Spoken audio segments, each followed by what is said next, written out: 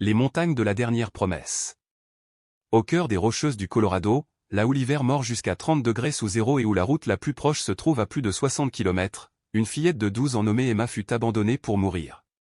Son père, Robert, écrasé par le deuil et la ruine, l'avait conduite jusqu'à ce sommet perdu avant de tourner le dos, incapable de supporter davantage la lente agonie de leur vie. La montée vers la montagne avait duré 3 longues heures. La route s'était peu à peu transformée, d'abord lisse et goudronnée, puis gravillonnée, ensuite boueuse, et enfin à peine reconnaissable, réduite à un sentier que seuls les animaux osaient encore emprunter. Emma collait son visage contre la vitre froide du camion, observant le monde se dépouiller de toute trace humaine à mesure qu'il grimpait. Les pins géants, drapés de neige ancienne, formaient des voûtes silencieuses où la lumière se perdait comme dans une cathédrale glacée. Son père tenait le volant si fort que ses jointures blanchissaient. L'homme qui lui avait appris à faire du vélo et à lasser ses chaussures ne disait plus rien. Son visage semblait taillé dans la pierre dure, creusé de rides que la douleur avait gravées en 6 mois à peine. Dans la poche intérieure de sa veste, un portefeuille en cuir pesait comme une condamnation, à l'intérieur, une photo de Troie, prise avant que la maladie ne détruise tout. Sur cette image, Olivia, la mère, souriait encore. Emma fit taper doucement le bout renforcé de ses nouvelles bottes de randonnée contre le plancher.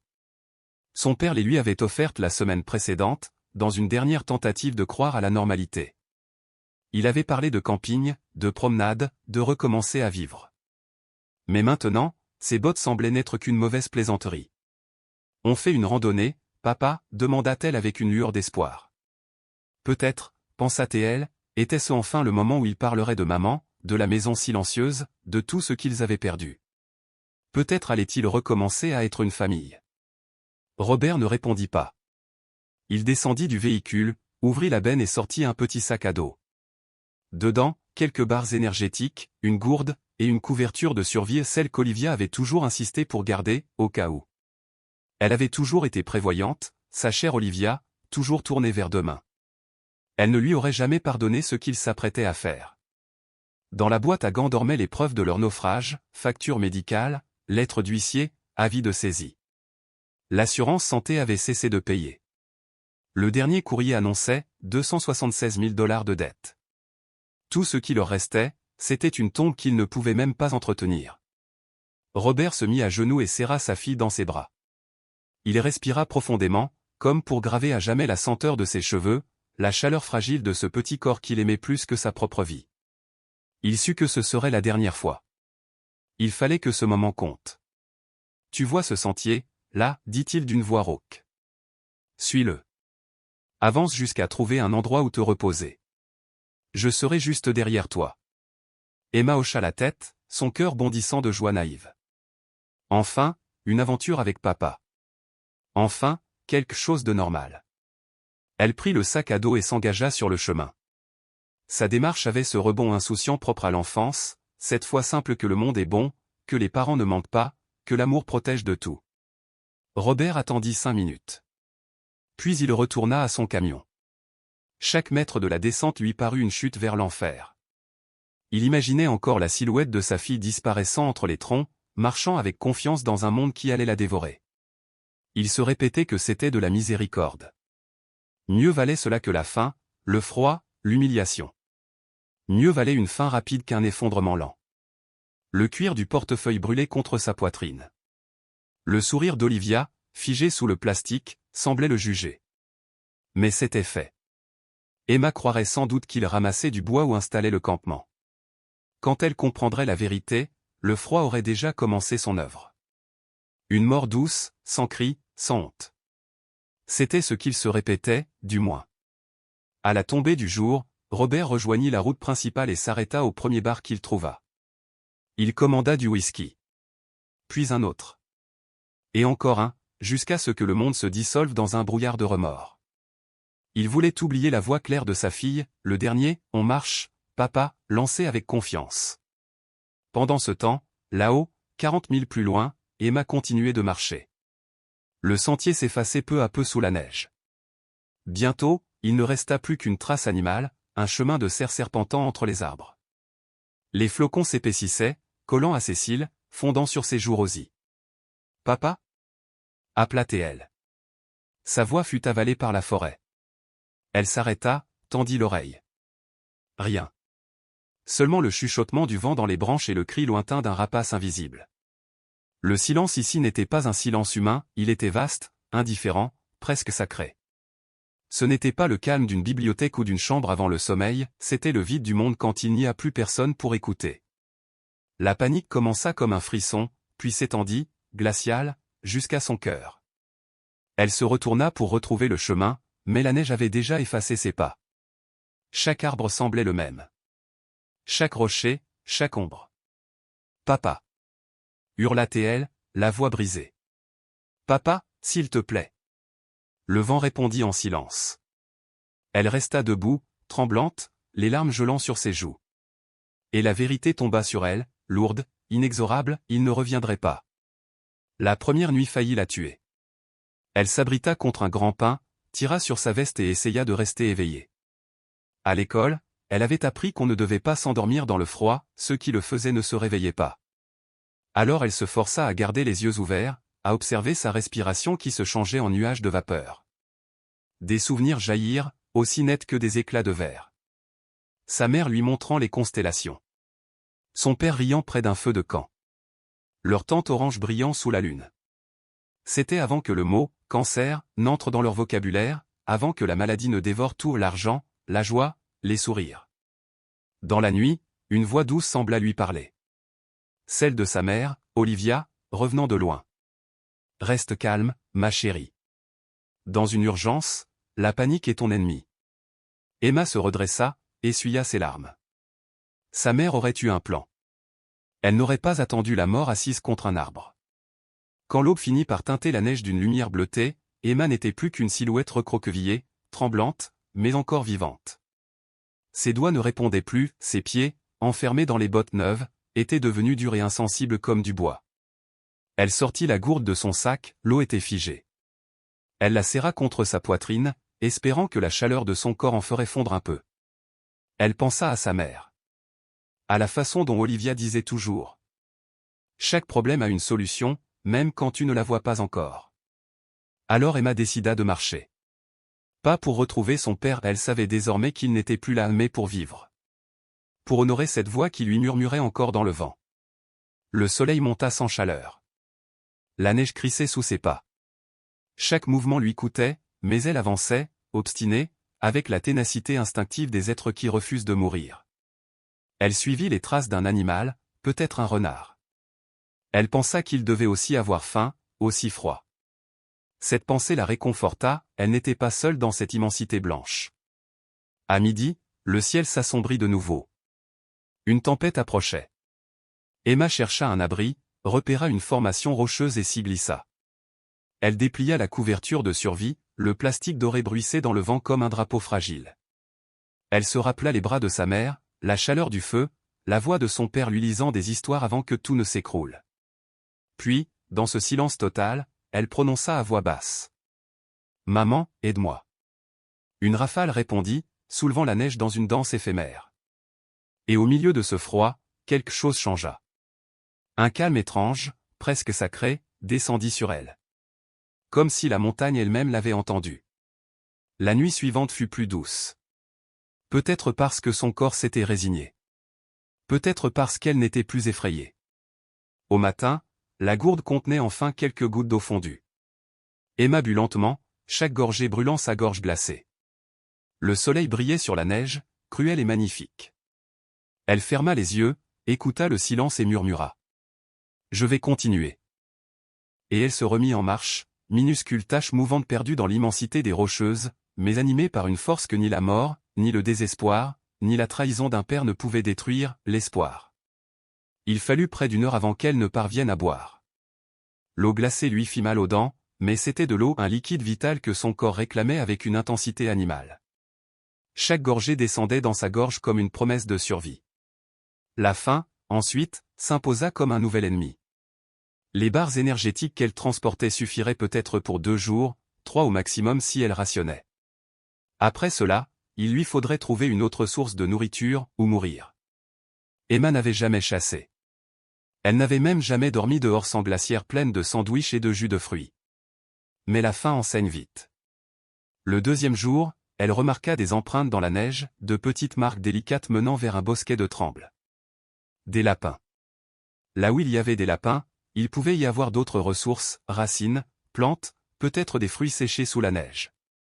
Elle suivit les traces, avançant lentement, retenant son souffle, imitant les chasseurs qu'elle avait vus à la télévision. Les empreintes la menèrent jusqu'à une clairière où la neige s'était amincie, dévoilant des plaques d'herbe brune et quelques glands éparpillés. Elle les ramassa soigneusement, se souvenant d'un documentaire où l'on montrait les peuples autochtones broyant les glands pour en faire de la farine. Leur goût était âpre, leur texture dure, presque immangeable, mais c'était de la nourriture. De la vraie. De quoi tenir un jour de plus. L'eau, elle, était plus facile à trouver. Un ruisseau serpentait discrètement au fond de la vallée, caché sous une fine couche de glace. Emma la brisa d'un coup de pierre, plongea ses mains dans le courant limpide. L'eau était si froide qu'elle lui donna la migraine, mais elle était pure. Elle but longuement, les larmes lui montant aux yeux non pas de douleur, mais de gratitude. Elle n'avait jamais autant apprécié la simple bénédiction de l'eau. Le 3e jour, elle découvrit une canette de soda, abandonnée depuis des années, rongée par la rouille et réduite en fragments d'aluminium épars parmi les feuilles mortes. Elle en ramassa un morceau, de la taille de son pouce, et contempla ses bords tranchants, sa courbe brillante. Son grand-père, James, lui revint en mémoire, un pêcheur patient, à la voix grave, qui lui avait appris à lire l'eau et à attendre. Les poissons, ma petite, sont comme les gens, disait-il souvent. Ils veulent qu'on leur montre quelque chose d'étincelant, quelque chose qui attire l'œil. Emma passa des heures à travailler le morceau de métal avec une pierre acérée, le pliant, le limant jusqu'à en faire un hameçon rudimentaire. Ce n'était pas beau, mais c'était une arme contre la faim. Elle tira des fils de sa veste, les tressa patiemment pour en faire une ligne de fortune, puis attacha l'hameçon à une branche droite dont elle avait retiré l'écorce. Au crépuscule, debout au bord du ruisseau, elle lança son fil dans l'eau noire, le cœur battant. Pas d'appât, si ce n'est quelques miettes de gland. Peut-être les poissons étaient-ils aussi affamés qu'elle. Elle attendit. Priant sans mots, suspendue à un miracle. Le miracle arriva à l'aube du 4e jour, un petit saumon de fontaine, argenté, frémissant de vie. Le combat fut bref, mais acharné. Quand elle sortit enfin le poisson de l'eau, haletante, un sentiment nouveau l'envahit, un mélange de fierté et de reconnaissance. Ce n'était pas seulement la survie, c'était la preuve qu'elle pouvait lutter, qu'elle pouvait apprendre. Elle nettoya le poisson avec un éclat de silex, imitant les gestes de son grand-père. La chair était tendre, pure, imprégnée du goût sauvage des montagnes. Emma dévora chaque morceau, suçotant même les arêtes, consciente que cette victoire fragile lui offrait un sursis. Le feu qu'elle parvint à allumer, après d'innombrables tentatives avec des aiguilles de pain séchées, acheva de la réchauffer. Pour la première fois depuis son abandon, elle se sentit vivante. Peu à peu, elle commença à voir la montagne autrement.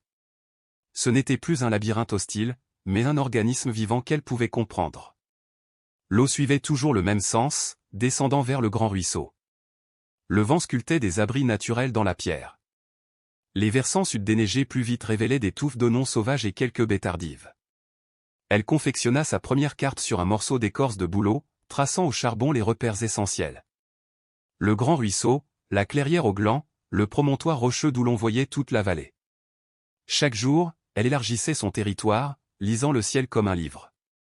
3 jours de ciel limpide annonçaient la neige. Quand la douleur gagnait ses articulations, elle savait que le froid arrivait.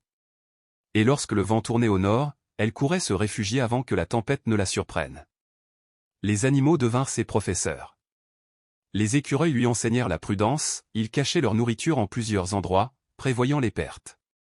Les cerfs lui apprirent où dormir, à l'abri du vent, mais toujours près d'une issue. Les corbeaux, eux, la guidaient sans le savoir, leur croassement révélait les carcasses et les présences dangereuses. Ses mains devinrent expertes. Elle tressait l'herbe en cordages solides, taillait la pierre en outils tranchants, découvrait que la résine de pin, mêlée à du charbon, rendait ses récipients étanches. Sa carte d'écorce se couvrait de symboles, les zones riches en plantes, les trajets des animaux, les trous d'eau profonds où se cachaient les truites.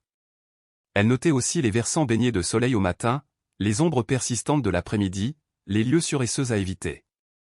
Même la fumée de son feu lui servait d'indice, quand elle montait droite, le vent restait calme, quand elle se tordait en volute, la tempête n'était pas loin. À mesure que les jours s'écoulaient, Emma se transforma. Son sens de l'orientation, jadis inexistant, devint instinctif. Elle savait trouver son chemin même dans la forêt la plus dense, guidée par la mousse qui poussait sur les troncs, par l'inclinaison subtile des arbres ployant sous le vent dominant, par la répartition de la neige sur les pentes nord et sud. Son corps changeait aussi. Elle se réveillait au lever du jour, son horloge interne désormais réglée sur le rythme de la montagne. Ses muscles se durcissaient, son souffle s'allongeait, sa peau s'endurcissait au froid. Elle reconnaissait les sons, le craquement d'une branche sous un lièvre, la respiration lointaine d'un cerf, ou le frôlement inquiétant d'un prédateur invisible. Pourtant, les nuits demeuraient un supplice. Son abri de fortune, un simple toit de branches et de neige, la protégeait à peine.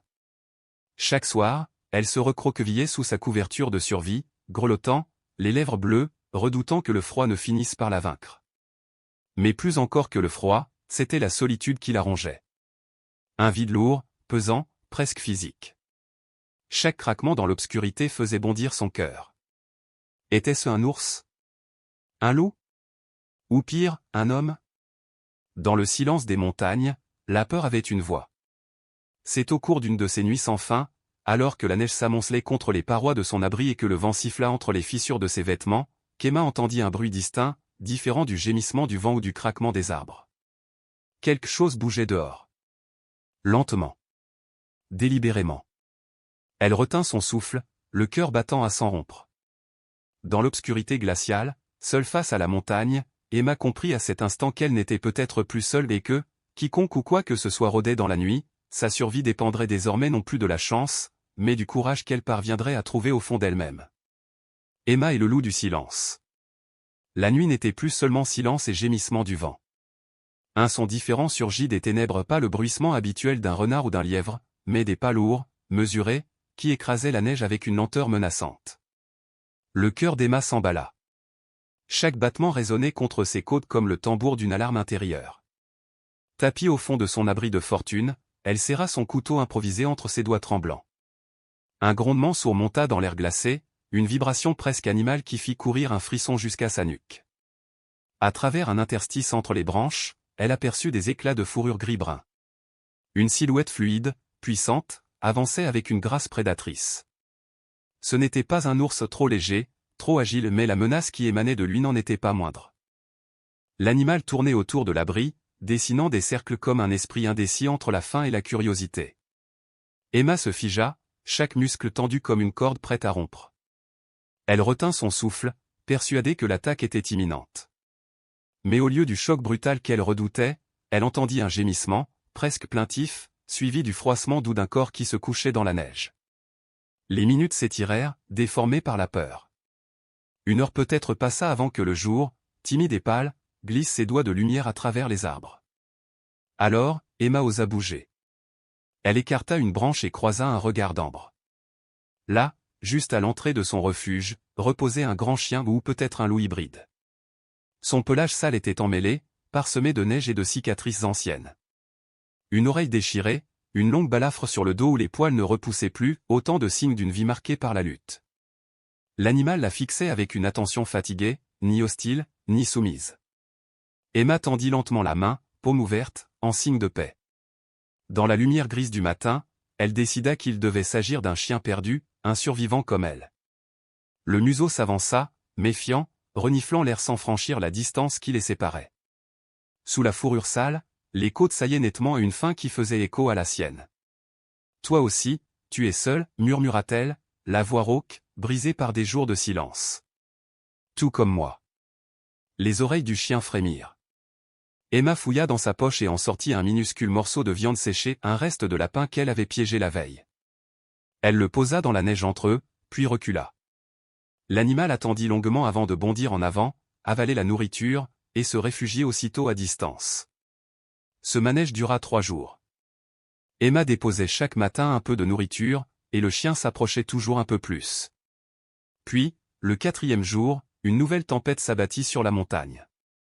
Le vent hurla toute la nuit, la neige s'accumula si vite qu'elle craignit de voir son abri s'effondrer.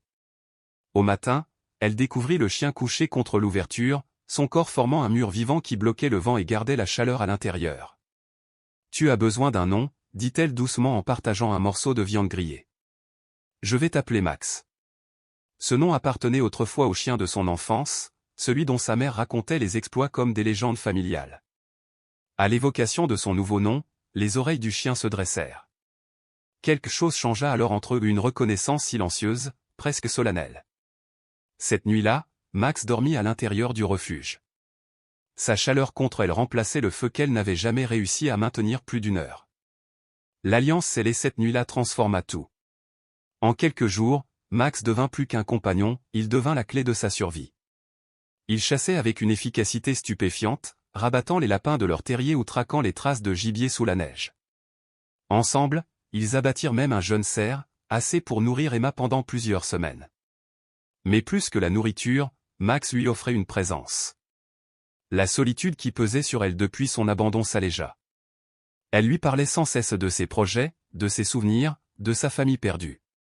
Elle lui racontait des histoires qu'il écoutait la tête penchée, les yeux brillants, comme s'il comprenait. « Maman t'aurait adoré », lui dit-elle un soir, alors qu'ils partageaient la chaleur d'un petit feu. Papa aussi, avant que tout ne s'effondre. Le nom de son père ne lui arrachait plus la même douleur qu'avant. Ce qui était autrefois un gouffre de trahison s'était mué en un mélange trouble de colère et de compassion. Quel désespoir faut-il pour abandonner son enfant au froid?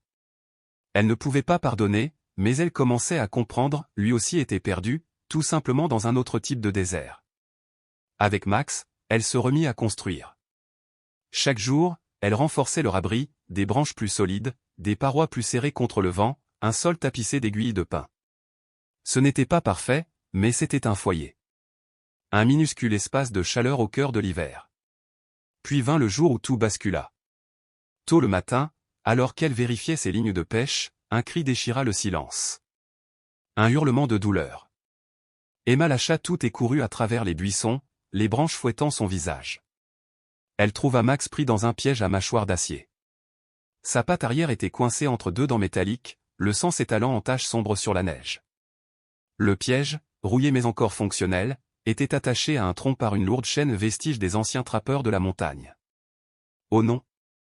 Max, tiens bon, je suis là. Elle tomba à genoux près de lui. Max grognait, les yeux fous de douleur, incapable de comprendre que celle qu'il aimait essayait de l'aider. Emma posa doucement une main sur sa tête, murmurant des mots qu'elle ne se souvenait plus avoir appris. Des sons de douceur, de promesses, jusqu'à ce qu'il cesse de se débattre. Le piège était d'une brutalité archaïque, presque monstrueuse. Il fallait une force surhumaine pour l'ouvrir. Emma s'arc-bouta, planta ses talons dans la neige, tira de toutes ses forces. Ses bras brûlaient, ses muscles hurlaient. Finalement, le métal grinça juste assez pour qu'elle dégage la patte prisonnière. Le piège se referma aussitôt dans un claquement sinistre. Max s'effondra, haletant, la neige déjà rougie autour de lui. Emma déchira une couverture de survie pour en faire des bandages. Ses doigts engourdis s'activaient à toute vitesse, nettoyés, comprimés, attachés. La panique battait dans sa poitrine, mais elle refusait de céder. « Tu vas t'en sortir, je te le promets. » Elle l'aida à regagner le refuge, chaque pas une lutte contre la peur. Les leçons lointaines de premiers secours lui revinrent par bribes. Elle utilisa de la résine de pin comme antiseptique et banda la plaie aussi proprement qu'elle le pouvait. Max ne gémit presque pas. Ses yeux fatigués restaient fixés sur elle avec une confiance qui la fit pleurer. Quand elle eut terminé, il lécha doucement sa main. Ce geste simple, humble, la fit éclater en sanglots silencieux. Les jours suivants, elle devint la chasseresse, la nourricière, la gardienne. Elle parcourait la forêt, plaçait des pièges, pêchait dans l'eau glacée. Chaque soir, Max l'attendait, la queue battant faiblement, son regard toujours fidèle. Quelque chose de profond s'était scellé entre eux, une alliance née de la douleur et du dévouement. Ce n'était plus seulement une survie partagée, mais un amour sauvage, primitif, celui des âmes qui ont traversé la mort ensemble. À travers cette épreuve, Emma se découvrit plus forte qu'elle ne l'avait jamais cru. Protéger Max devint une mission sacrée. Elle ne luttait plus seulement pour respirer un jour de plus, mais pour qu'ils puissent vivre tous les deux. À mesure que novembre s'enfonçait dans la glace, les forêts prirent une allure de royaume immobile. La neige ne fondait plus à midi. Les jours raccourcissaient, la lumière elle-même semblait fragile. Pourtant, Emma n'avait plus peur. La montagne ne lui paraissait plus ennemie, mais vivante, exigeante, majestueuse. Elle avait appris à la comprendre, à lire ses signes, à anticiper ses colères. Max, son fidèle compagnon, semblait parfois pressentir les tempêtes avant elle, il devenait nerveux, tournait autour du camp, grognait vers le nord, et quelques heures plus tard, le vent se levait. En silence, ils avaient trouvé leur rythme. L'enfant et le loup. La naufragée et son ange sauvage. Emma parlait souvent à haute voix, plus pour ne pas oublier le son d'une voix humaine que pour être comprise. Max écoutait. Parfois, il posait sa tête sur ses genoux et fermait les yeux, comme si son souffle voulait lui dire « Je suis là, tu n'es plus seul ». Chaque soir, avant de s'endormir, elle posait une main sur son flanc chaud et murmurait « Merci d'être venu vers moi cette nuit-là. Merci de m'avoir choisi. » Et dans le silence glacé des rocheuses, un souffle de vent passait entre les pins, comme un murmure d'approbation. La montagne la formait, patiemment, comme un maître austère qui attend que l'élève cesse de résister pour enfin comprendre. Et ce matin-là, elle était prête à écouter. La tempête arriva sans avertissement, un mardi de novembre, dans un grondement venu des hauteurs. Emma, qui avait appris à lire les nuages et à sentir les humeurs du vent, ne vit rien venir. À son réveil, son petit abri de fortune, un simple appentis de branches et de sapins, gisait sous 15 centimètres de neige fraîche. Les flocons tombaient à une telle densité qu'elle ne distinguait plus les arbres à 10 pas. Le vent s'abattait sur la montagne comme une bête enragée. Il hurlait dans les pins, fouettait l'air, cognait contre les rochers, et chaque rafale semblait vouloir arracher la chair de ses os. Ce n'était plus la neige douce et silencieuse des premiers jours, celle qui danse comme une plume. C'était une tempête meurtrière, la sorte qui ensevelit des voyageurs et grave leurs souvenirs dans la glace. L'abri qu'elle avait soigneusement construit, en empilant branches et feuillages, commença à ployer sous le poids de la neige. Les branches de pin qui l'avaient protégée des pluies et du vent semblaient désormais aussi fragiles que du papier. La glace s'accrochait à tout, recouvrant pierres et racines, transformant le sol en piège glissant. À midi, la température avait chuté à un niveau qu'elle n'aurait jamais cru possible. Chaque respiration se matérialisait en un nuage blanc aussitôt figé sur sa veste. Sa gourde, pourtant serrée contre sa poitrine, se transforma en un bloc de glace. Le ruisseau où elle pêchait se couvrit d'une croûte solide, coupant l'accès à l'eau et aux poissons.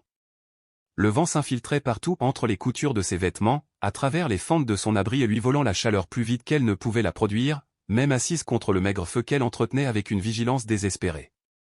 Les flammes vacillaient, fragiles, luttant pour ne pas s'éteindre à chaque rafale. Emma tenta de renforcer la structure, d'ajouter des branches, mais la neige aveuglante et le vent furieux rendaient tout effort presque inutile. Ses doigts engourdis refusaient d'obéir, ses gants, trempés, n'étaient plus qu'une couche de glace autour de ses mains. Elle glissait à chaque pas, trébuchait, se redressait, poursuivant une bataille qu'elle savait perdue d'avance. À mesure que le jour déclinait, la peur s'installa. Une peur froide, silencieuse, lucide. Son abri ne tiendrait pas. Déjà, un angle s'était effondré sous la charge de neige. Les autres parois craquaient à chaque bourrasque. Si tout cédait, elle serait livrée à la montagne nue.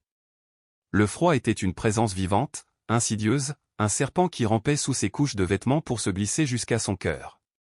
Ses pieds cessèrent de la prévenir du sol, ses doigts perdirent la sensation du toucher, puis cette torpeur monta lentement, sournoisement, le long de ses bras et de ses jambes. Elle savait ce que cela signifiait. Hypothermie. À l'école, on lui avait appris les signes, quand le corps cesse de frissonner, quand le froid se change en chaleur trompeuse, quand le sommeil devient plus doux que la peur, c'est la mort qui approche. Elle n'en était pas encore là, mais elle sentait la frontière s'effriter. Max, son compagnon à quatre pattes, se leva soudain. Sa patte blessée avait guéri juste assez pour lui permettre de marcher.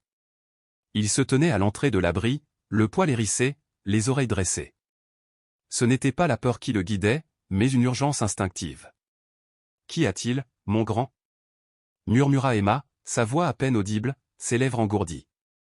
Le chien gémit doucement, gratta la neige, puis se retourna vers elle, le regard brillant de détermination. Devant son inertie, il attrapa sa manche entre ses crocs et tira, doucement mais fermement. Le message était clair, « Suis-moi ». Dehors, la nuit avalait tout. La tempête redoublait de violence, rugissant à travers les pins. Emma, blottie dans son abri qui menaçait de s'écrouler, alimentait un feu mourant avec les derniers morceaux de bois sec, les aiguilles de pin ramassées, même les pages de son petit carnet où elle notait ses observations. Vers minuit, le désastre arriva. Une rafale plus violente que les autres arracha la paroi principale de l'appentis. Le vent s'engouffra, soulevant la neige comme une marée blanche. En quelques secondes, l'endroit où elle dormait fut enseveli. Le froid la frappa comme une main brutale, la coupant du souffle. Son feu, impuissant, se tordait sous le blizzard, prêt à s'éteindre. C'était la fin. Elle le sut. Mais Max ne l'entendait pas ainsi. Il se colla contre elle, insistant, ses yeux ambrés reflétant la lueur mourante du feu. Voyant qu'elle ne réagissait pas, il aboya, fort, bref, autoritaire, un cri qui fendit la torpeur. « Tu veux que je sorte, dans ça ?» balbutia Emma en désignant le chaos blanc au-delà de l'abri. Un nouvel aboiement, plus pressant. Puis le chien s'éloigna de quelques pas, se retourna, attendit. Emma regarda autour d'elle, le feu s'éteignait, le toit s'effondrait, la neige entrait par flots. Rester, c'était mourir. Sortir, c'était risquer de mourir autrement. Mais c'était encore choisir. Elle rassembla ce qu'elle pouvait emporter, son couteau, sa pierre à feu, et un morceau d'une couverture de survie argentée, miraculeusement restée sèche. Le mince éclat métallique scintilla dans l'obscurité, comme un signe d'espérance. Sans un mot, elle quitta le feu et suivit Max dans la gueule de la tempête. Le monde extérieur n'était plus qu'un tumulte blanc. Le vent hurlait, la neige fouettait son visage, la nuit engloutissait tout repère. Max avançait devant, silhouette fantomatique qui disparaissait par instants dans la tourmente avant de réapparaître pour s'assurer qu'elle suivait. Sans lui, elle se serait perdue en quelques minutes, gelée en moins d'une heure. Le temps cessa d'exister. Il n'y eut plus que le froid, la marche, le souffle. Mettre un pied devant l'autre. Tomber, se relever, recommencer. Quand elle vacillait, Max revenait, la poussant du museau, la ramenant au présent. Quand la douce torpeur de l'hypothermie menaçait de l'envelopper, un aboiement sec ou un coup de nez glacé la ramenait à la vie. Après une éternité de lutte, quelque chose changea. Le hurlement du vent s'atténua, le rideau de neige se fit moins dense. Emma cligna des yeux, chassant les cristaux gelés de ses cils. Autour d'eux, les arbres se resserraient. De vieux pins géants formaient une muraille protectrice, brisant la fureur de la tempête. Max la guida à travers ce sanctuaire naturel jusqu'à un replat à mi-flanc de montagne. Là, la neige était moins épaisse, et le vent n'était plus qu'un murmure. Sous la lumière fantomatique de la lune, elle distingua une ouverture sombre entre deux blocs de granit, une grotte. Max s'y dirigea sans hésitation, se retourna, attendit. Emma hésita. Les grottes pouvaient abriter des bêtes, des dangers invisibles. Mais dehors, c'était la mort certaine. Elle serra les dents et suivit. À peine eut-elle franchi le seuil que le changement fut saisissant. L'air y paraissait tiède comparé à l'enfer du dehors. À l'abri du vent, ses doigts retrouvèrent un peu de sensibilité. Elle fouilla dans sa poche et sortit sa petite trousse d'allumage qu'elle gardait précieusement au sec contre sa poitrine. Ses gestes étaient maladroits, lents, mais la flamme finit par naître. La lueur révéla un espace plus vaste qu'elle ne l'aurait cru, une caverne d'une vingtaine de mètres, dont le plafond se perdait dans l'ombre. L'air y sentait la pierre humide et la résine. Et sur le sol, des traces humaines. Un vieux cercle noirci par le feu. Quelques ossements, une boîte de conserve rouillée. Quelqu'un, autrefois, avait trouvé refuge ici. Emma sentit une vague d'émotion la submerger à un mélange de gratitude, d'épuisement et d'humilité. Elle posa sa main sur la tête de Max. « Tu m'as sauvé » murmura-t-elle. Le chien leva les yeux vers elle, puis s'allongea près du feu qu'elle venait d'allumer, ses flancs se soulevant lentement, apaisés. Dehors, la montagne rugissait encore, mais ici, dans cette caverne protégée, un autre son naissait, le crépitement timide des flammes. La chaleur s'insinuait peu à peu, ramenant la vie dans ses membres engourdis. Emma sortit la couverture de survie, la tendit au-dessus d'eux, et la grotte se teinta de reflets d'argent. Pour la première fois depuis des jours, elle sentit quelque chose qu'elle n'avait plus osé espérer, la sécurité. Allongée contre Max, elle écouta le vent s'éloigner. La montagne, impitoyable et grandiose, semblait enfin lui parler non plus en ennemi, mais en mentor. Elle comprenait à présent, survivre n'était pas seulement une question de force, mais de foi, d'écoute, de communion avec la nature. Elle ferma les yeux, laissant la chaleur la gagner lentement, et chuchota dans un souffle. « Merci, Max, et merci, montagne. » Dans le silence retrouvé, le feu murmura comme un cœur battant.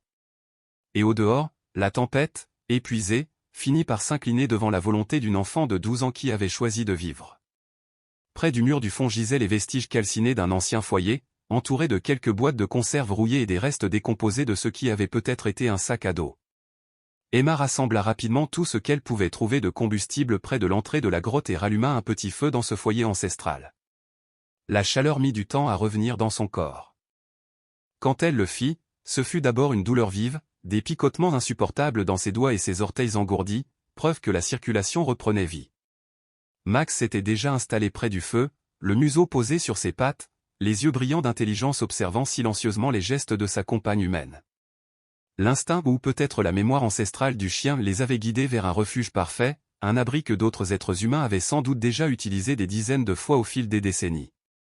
Alors que les flammes prenaient de l'ampleur et répandaient une lueur dansante sur les parois humides, Emma remarqua quelque chose d'accent grave moitié enfoui dans la terre. Elle écarta des années de poussière et de débris, révélant une boîte métallique, une vieille trousse de premiers secours. Le cœur battant, elle souleva le couvercle rouillé avec précaution. À l'intérieur, à l'abri des intempéries, reposait une petite bourse en cuir tanné, usée par le temps, sur laquelle un nom était gravé, James Carlton. Le souffle d'Emma se coupa net.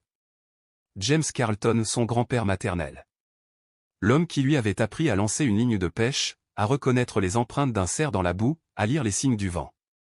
L'ancien guide de montagne et garde forestier dont les histoires avaient bercé son enfance. Grand-père, murmura-t-elle, la voix tremblante, se répercutant doucement dans l'écho de la caverne. La coïncidence semblait impossible, et pourtant la preuve reposait là, tangible, entre ses mains. Contre toute logique, Max l'avait mené jusqu'à un lieu que son grand-père avait sans doute utilisé jadis, peut-être même comme abri d'urgence lors de ses longues patrouilles à travers ces montagnes. C'était comme si, à travers le temps et la mort, un fil invisible venait de se tendre entre eux. Avec un respect presque sacré, Emma ouvrit la bourse. Elle y découvrit quelques outils, un couteau pliant à manche de bois poli par les années, une petite hachette, un silex et un briquet à amadou bien plus efficaces que ces bricolages improvisés. Dans un paquet d'huile soigneusement replié, elle trouva plusieurs feuilles jaunies couvertes d'une écriture familière. Les notes de son grand-père. L'une décrivait des itinéraires à travers le versant nord de la crête à abri d'urgence marqué d'un X. Une autre présentait des dessins précis de plantes comestibles, avec leur localisation. Et une troisième montrait une carte grossière, un cercle tracé autour d'une zone simplement étiquetée, Holpin Grove, meilleur abri naturel dû au pays et aux sources d'eau toute l'année. Emma étala les feuillets sur le sol, les étudiant à la lueur du feu, pendant que Max somnolait à ses côtés. D'après la carte, cette grotte n'était qu'un des nombreux abris d'urgence utilisés par son grand-père. Et le mystérieux Holpin Grove se trouvait à environ 5 km au nord-ouest, un trajet impensable dans la tempête actuelle, mais qui pourrait leur sauver la vie dès que le temps se calmerait. Parmi les papiers, elle découvrit une photographie pâlie par les ans. 4 hommes en uniforme du Forest Service posaient devant une cabane. Son grand-père, plus jeune qu'elle ne l'avait jamais vu, se tenait deuxième à gauche, un bras passé autour des épaules d'un collègue. Au dos, un crayon délavé précisait, rangée station, Holpin Grove été 1973. Cette découverte bouleversa tout. Emma n'était plus une simple survivante tâtonnant dans l'inconnu. Elle avait désormais un guide, un héritage transmis par le sang et la mémoire. Son grand-père, qui avait vécu et respiré ces montagnes, lui offrait depuis l'au-delà les clés de sa survie. La tempête continua de hurler toute la nuit et jusqu'au lendemain, les retenant prisonniers dans la grotte. Emma mit ce répit forcé à profit pour étudier chaque détail de ses notes, les graver dans sa mémoire, et compléter sa propre carte tracée sur des morceaux d'écorce de bouleau. Grâce à l'abri protégé et au feu qui ne s'éteignit jamais complètement, ils échappèrent au gel. Emma réussit même à faire fondre suffisamment de neige pour obtenir de l'eau potable. Au matin du deuxième jour, le silence revint. Le monde extérieur s'était métamorphosé. 3 pieds de neige fraîche recouvraient l'ancien campement d'Emma, effaçant toute trace de son passage, comme si les semaines de lutte et d'effort n'avaient jamais existé. Si elle était restée dans son abri de fortune, elle serait morte ensevelie ou gelée. Max se tenait à l'entrée de la grotte, haletant, impatient de repartir. Son souffle formait de petites nuées dans l'air glacé. Emma rangea soigneusement ses maigres possessions, glissa les outils et les notes de son grand-père dans son sac, puis se prépara à suivre la carte jusqu'à Holpin Grove. D'après les indications, il fallait d'abord atteindre une formation rocheuse en forme de tête d'ours, puis descendre dans une vallée protégée. Le trajet fut une épreuve. La neige, profonde jusqu'aux cuisses, ralentissait chaque pas. L'effort lui brûlait les jambes, le froid mordait sa peau malgré les couches de vêtements. Max ouvrait la marche, trouvant le passage le plus sûr, revenant parfois sur ses pas pour l'encourager. Il s'arrêtait souvent, reprenant haleine au milieu d'un paysage silencieux où seul le vent et le craquement de la neige répondaient à leur souffle. Vers le milieu de l'après-midi, ils atteignirent enfin la fameuse tête d'ours. De là, Emma aperçut la vallée en contrebas et son cœur se serra. Un bosquet de pins gigantesques se dressait au centre du paysage, se distinguant nettement du reste de la forêt. Des géants centenaires, leurs troncs massifs formant une sorte de cathédrale naturelle. Même de loin, elle perçut la différence, tandis que la forêt alentour croulait sous des tonnes de neige, la clairière des pins semblait en grande partie épargnée.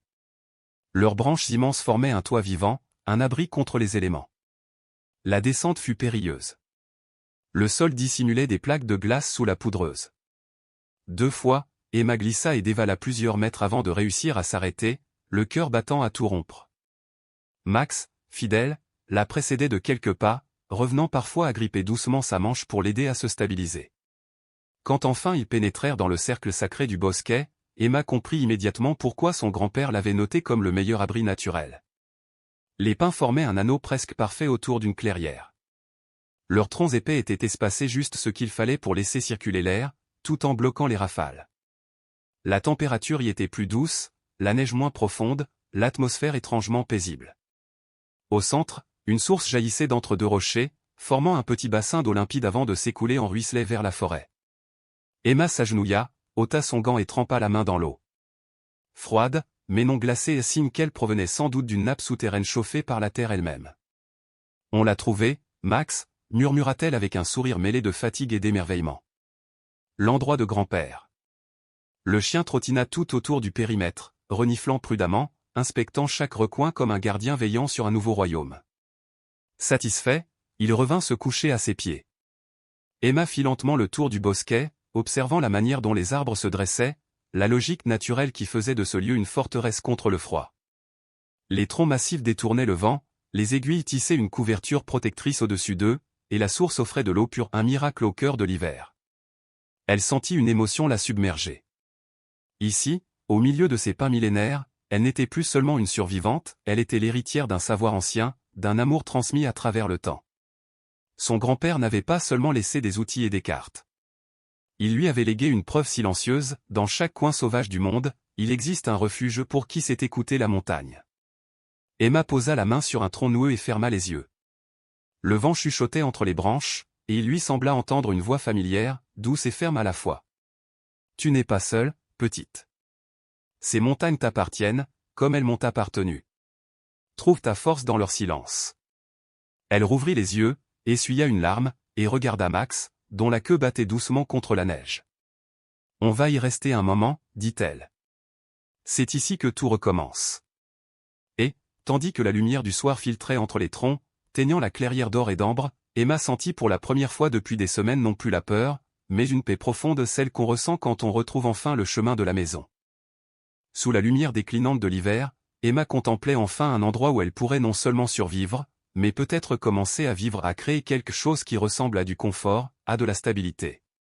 Tandis que le jour s'éteignait dans un ciel couleur de cendre, elle utilisa la petite hache de son grand-père pour couper des branches de pin, qu'elle disposa en un matelas de fortune, isolant son corps du sol glacé. Puis, avec la prudence d'une enfant devenue femme trop tôt, elle alluma un feu au centre de la clairière. Les flammes dansaient dans l'air froid, et le toit naturel formé par les pins laissait échapper la fumée sans danger. Cette nuit-là, blottie contre Max, son compagnon à 4 pattes, elle sentit naître en elle une émotion qu'elle croyait à jamais perdue, l'espoir. Ce n'était plus seulement l'espoir fébrile de tenir un jour de plus, mais une lueur plus profonde, celle de pouvoir bâtir ici, même provisoirement, une vie qui ait un sens. Le ruisseau promettait de l'eau fraîche tout l'hiver. La petite vallée offrait une protection naturelle contre le vent. Les outils de son grand-père, usés par le temps mais solides, lui donnaient une base sur laquelle reconstruire. Et Max, fidèle et silencieux, lui rappelait qu'elle n'était plus seule face à la montagne. Alors qu'elle sombrait dans un sommeil plus paisible qu'elle n'en avait connu depuis des semaines, ses pensées s'envolaient vers l'avenir. Demain, elle commencerait à bâtir un abri durable, capable de résister aux tempêtes. Peut-être même, songea-t-elle en fermant les yeux, un véritable foyer. Au matin, Les premiers rayons du soleil filtraient à travers les pins anciens, dessinant sur la neige de fines arabesques dorées. Emma était déjà debout, son esprit en éveil, énumérant les tâches à venir. Elle étudia la clairière avec attention, évaluant les pentes du terrain, la proximité du ruisseau, la direction du vent. Le côté haie, baigné de lumière dès l'aube, lui sembla idéal, assez près de l'eau pour y accéder facilement, mais pas trop pour éviter les inondations au dégel. Max la suivait du regard, la truffe frémissante, tandis qu'elle traçait au sol les contours de son futur abri à l'aide de pierres choisies avec soin. 12 pieds sur 8, assez grand pour vivre décemment, assez petit pour conserver la chaleur. La porte ferait face au sud pour capter le maximum de soleil. Si elle parvenait à fabriquer des fenêtres, elle prendrait place à l'est et à l'ouest, pour créer une circulation d'air quand le temps s'adoucirait. « Qu'en penses-tu, Max ? » « On peut y arriver, demanda-t-elle en souriant. Le chien inclina la tête, les yeux d'ambre fixés sur elle avec une intensité presque humaine. Puis il aboya une fois, un son clair qui résonna à travers le bosquet. Affirmation, promesse, encouragement et Emma décida d'y voir un signe. Toute la journée, elle se consacra à la recherche des pierres qui formeraient les fondations. Pas n'importe lesquelles. Il fallait des pierres plates pour s'empiler avec stabilité, des angles solides pour les coins, des blocs capables de supporter le poids d'une cabane entière. Chaque pierre devait être parfaite. Trop tendre, elle se désagrégerait sous la pression. Trop arrondie, elle glisserait. Trop petite, elle manquerait de soutien. Elle mit au point un rituel précis, un coup sec du manche de couteau révélait la vérité de la pierre. Les bonnes sonnaient claires, presque comme une cloche. Les mauvaises rendaient un son mat, lourd de failles invisibles. Ce travail exigeait une patience qu'elle n'avait jamais eue avant. Quand le jour se coucha, elle avait rassemblé assez de pierres pour esquisser les premières assises de sa maison. Elle les disposa dans la neige, ajustant leur position comme un architecte miniature dessinant le squelette d'un rêve. Le soir, devant le feu, elle étala des morceaux d'écorce de bouleau et y traça des croquis. Elle réfléchissait à tout, comment assembler les murs d'angle, quel degré donner au toit pour que la neige glisse, comment construire une cheminée qui tire bien sans laisser fuir la chaleur. Les questions la dépassaient, mais au lieu de l'écraser, ce défi la galvanisait.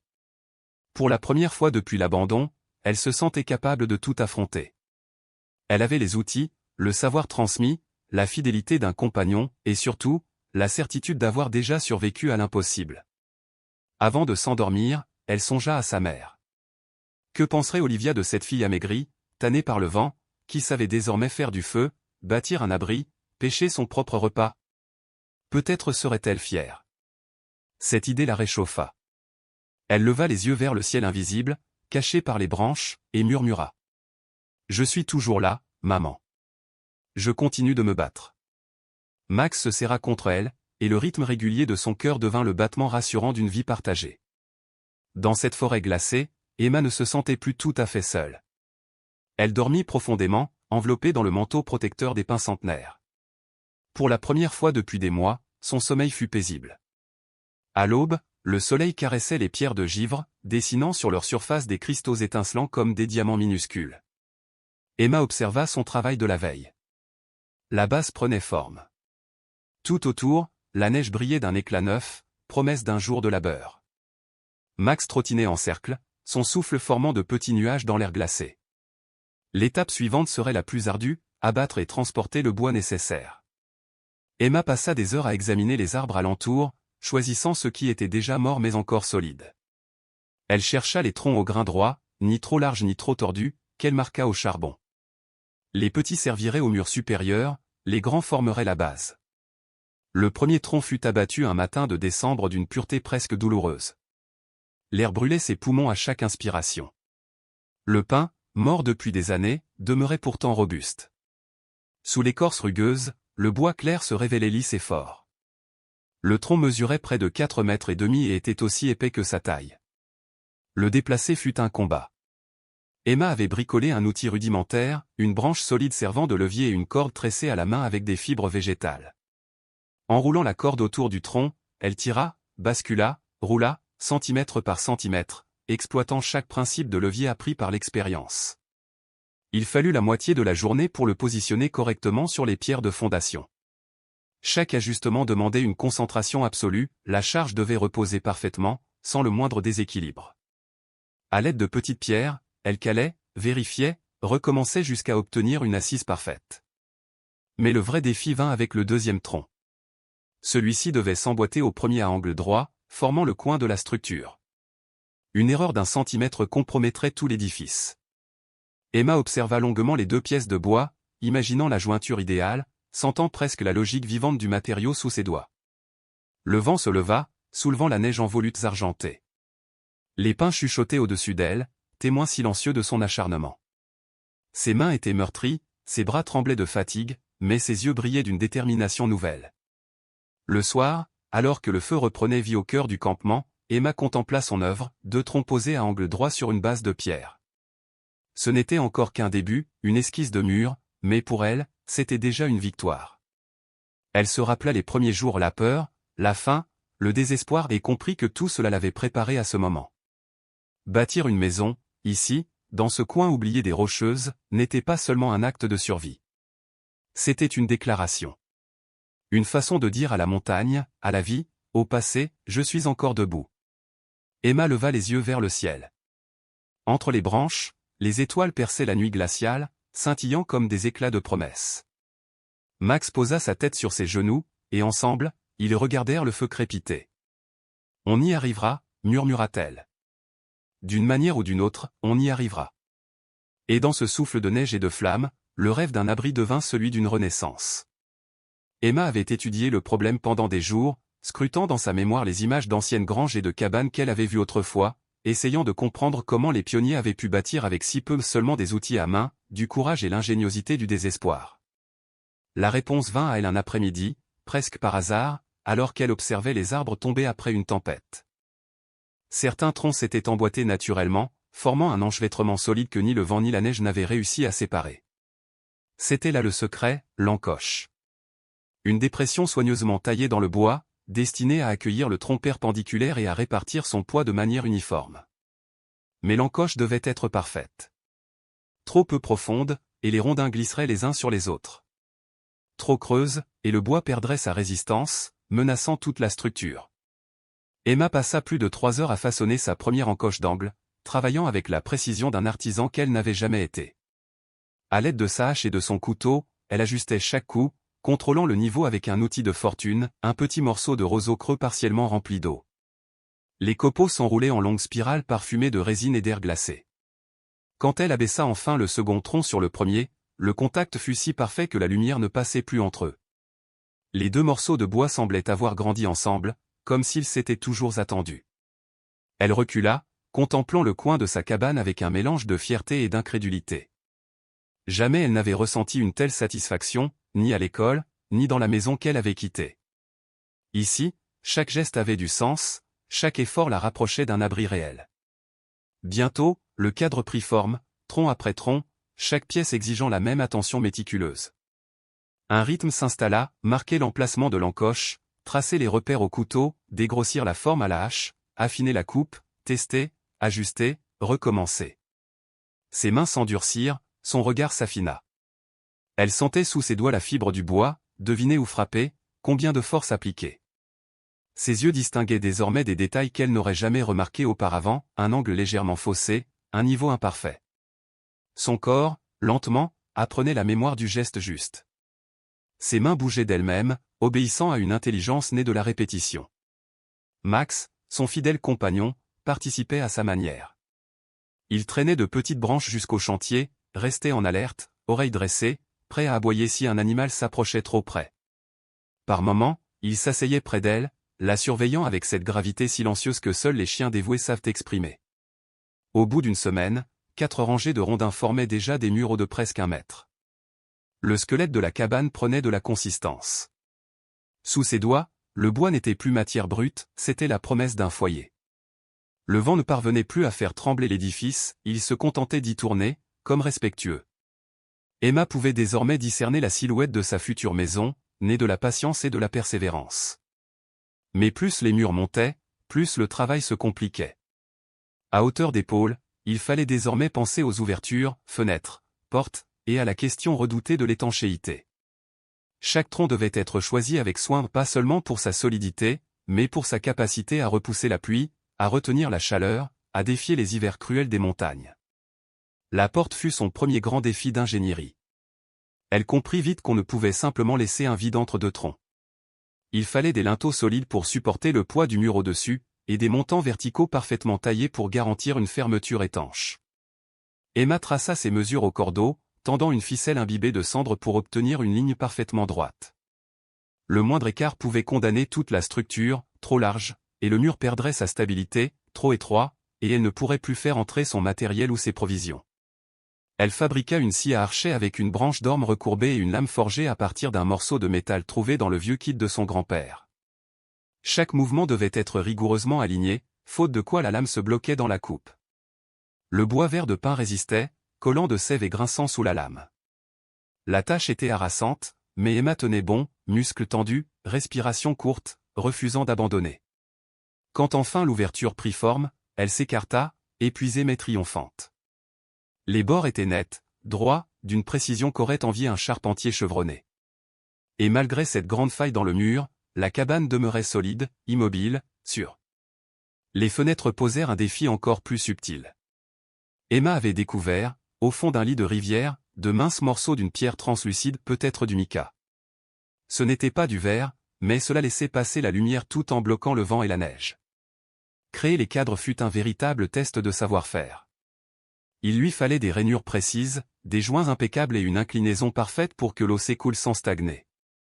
Chaque cadre était une petite œuvre d'art, assemblée avec des chevilles en bois, scellées avec de la résine de pin, ajustée à la perfection. Le mortier, ou plutôt le calfatage entre les rondins, fut le fruit de dizaines d'expérimentations.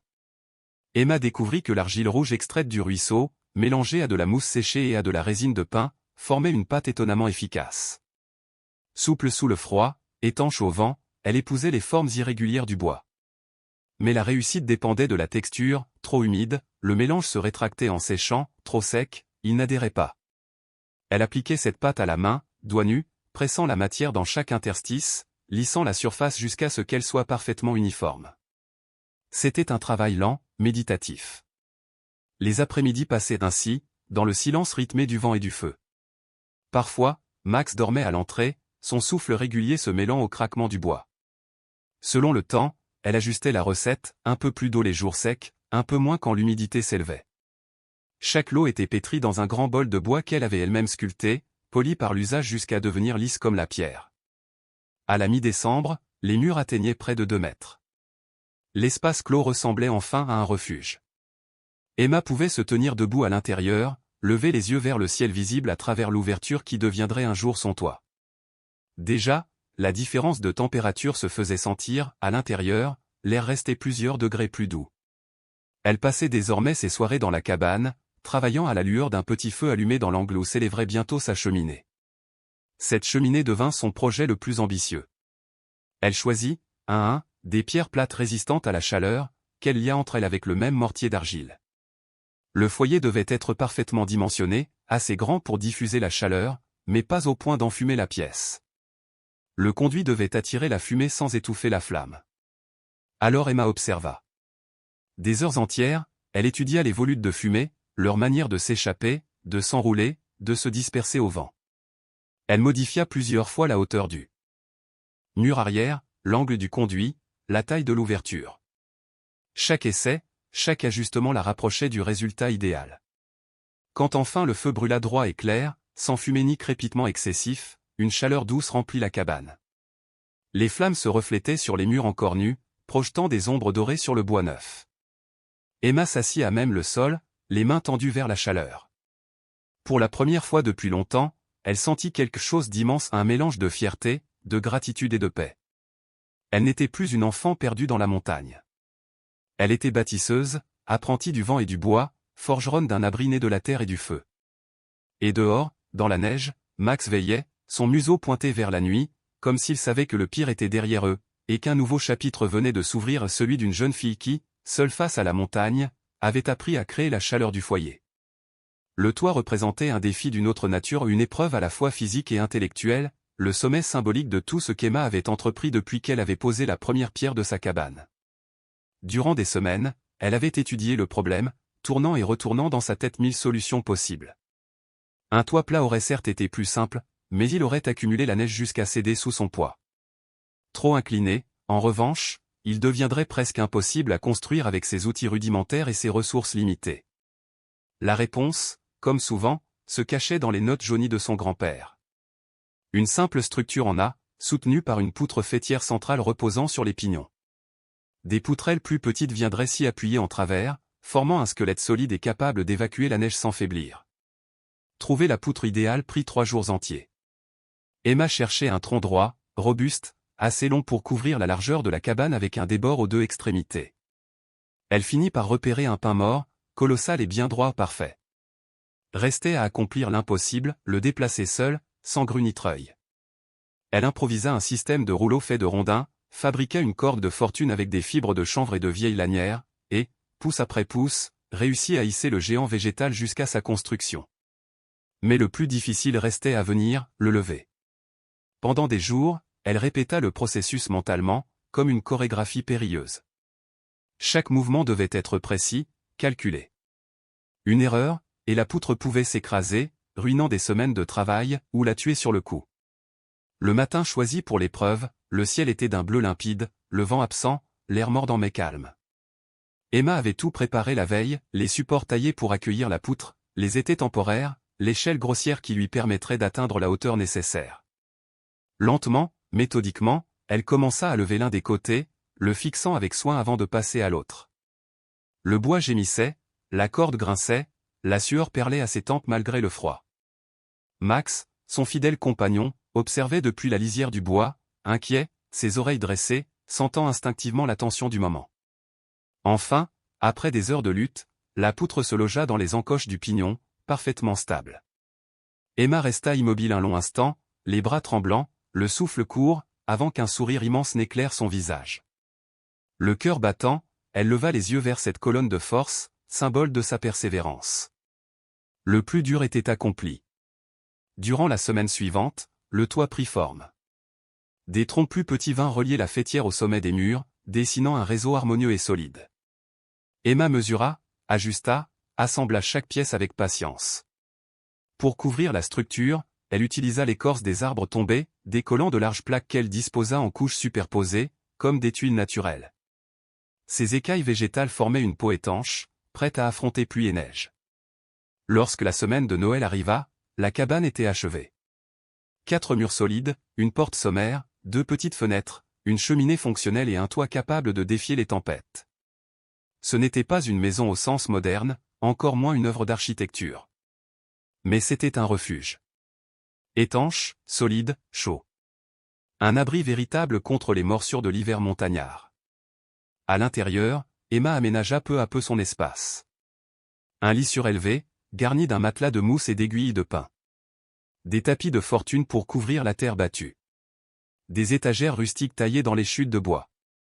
Chaque ajout, chaque détail rendait le lieu un peu plus habitable, un peu plus sien. Ce n'était plus un simple abri de survie, c'était un foyer en devenir. C'est alors qu'un changement subtil s'opéra. Ses mains, d'abord guidées par la seule nécessité, commencèrent à créer par instinct, presque par joie. Une cuillère de bois prit la forme d'un renard. Le bord d'une étagère se couvrit de feuilles sculptées. Une poutre près de son lit se transforma peu à peu en un ours grimpant, modelé avec délicatesse par la lame de son couteau. Ces gestes réveillèrent en elle des souvenirs enfouis, l'atelier de son grand-père, l'odeur de l'huile de lin et des copeaux, la lumière dorée filtrant entre les planches, les mains calleuses de l'homme qui guidait jadis les siennes d'enfant.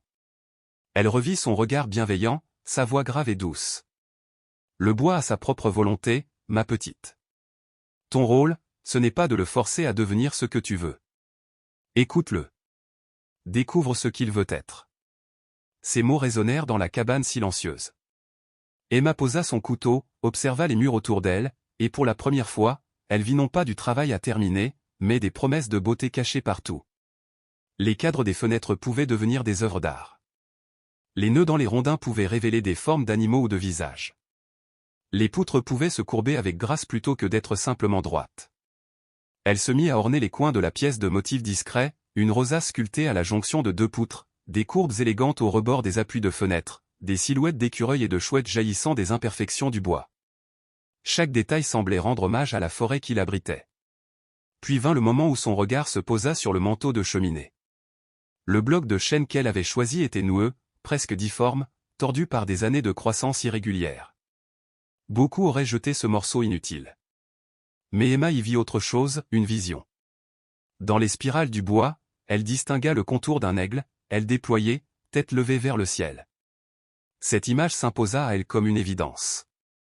Elle commença à sculpter, ses mains guidées par une mémoire ancienne. Chaque coup de couteau révélait davantage la créature majestueuse qui semblait sommeiller dans la matière. Les plumes prenaient forme une à une, si précises qu'elles semblaient frémir sous la lumière. Les serres, puissantes, agrippaient un pic rocheux, symbole évident de sa propre lutte pour la survie. Le bec était acéré, l'œil vif, empli d'une sagesse farouche. Les jours passèrent. Les nuits aussi. Parfois, Emma travaillait jusqu'à l'aube, hypnotisée par le feu et la danse des ombres sur le bois. Cette œuvre la consumait et la nourrissait à la fois. Elle ne ressentait ni fatigue ni faim, seulement la paix d'une concentration absolue. Ce n'était plus un travail manuel, mais un acte d'amour, un dialogue entre elle, la mémoire, et la nature. Quand l'aigle fut terminé, Emma resta longtemps à le contempler. La sculpture semblait vivante. La lueur du foyer glissait sur les plumes, animant l'oiseau d'un mouvement presque réel. C'était plus qu'un ornement, c'était un symbole. La preuve que la beauté pouvait naître même au cœur de la solitude et du froid. Elle fixa l'aigle au-dessus de la cheminée. Désormais, il dominait la cabane entière, gardien silencieux et fier. Dans son regard de bois poli se reflétaient les flammes, la force, et la liberté. Emma sentit alors quelque chose se réveiller en elle, une part oubliée de son âme, transmise par le sang, par l'enseignement d'un homme disparu.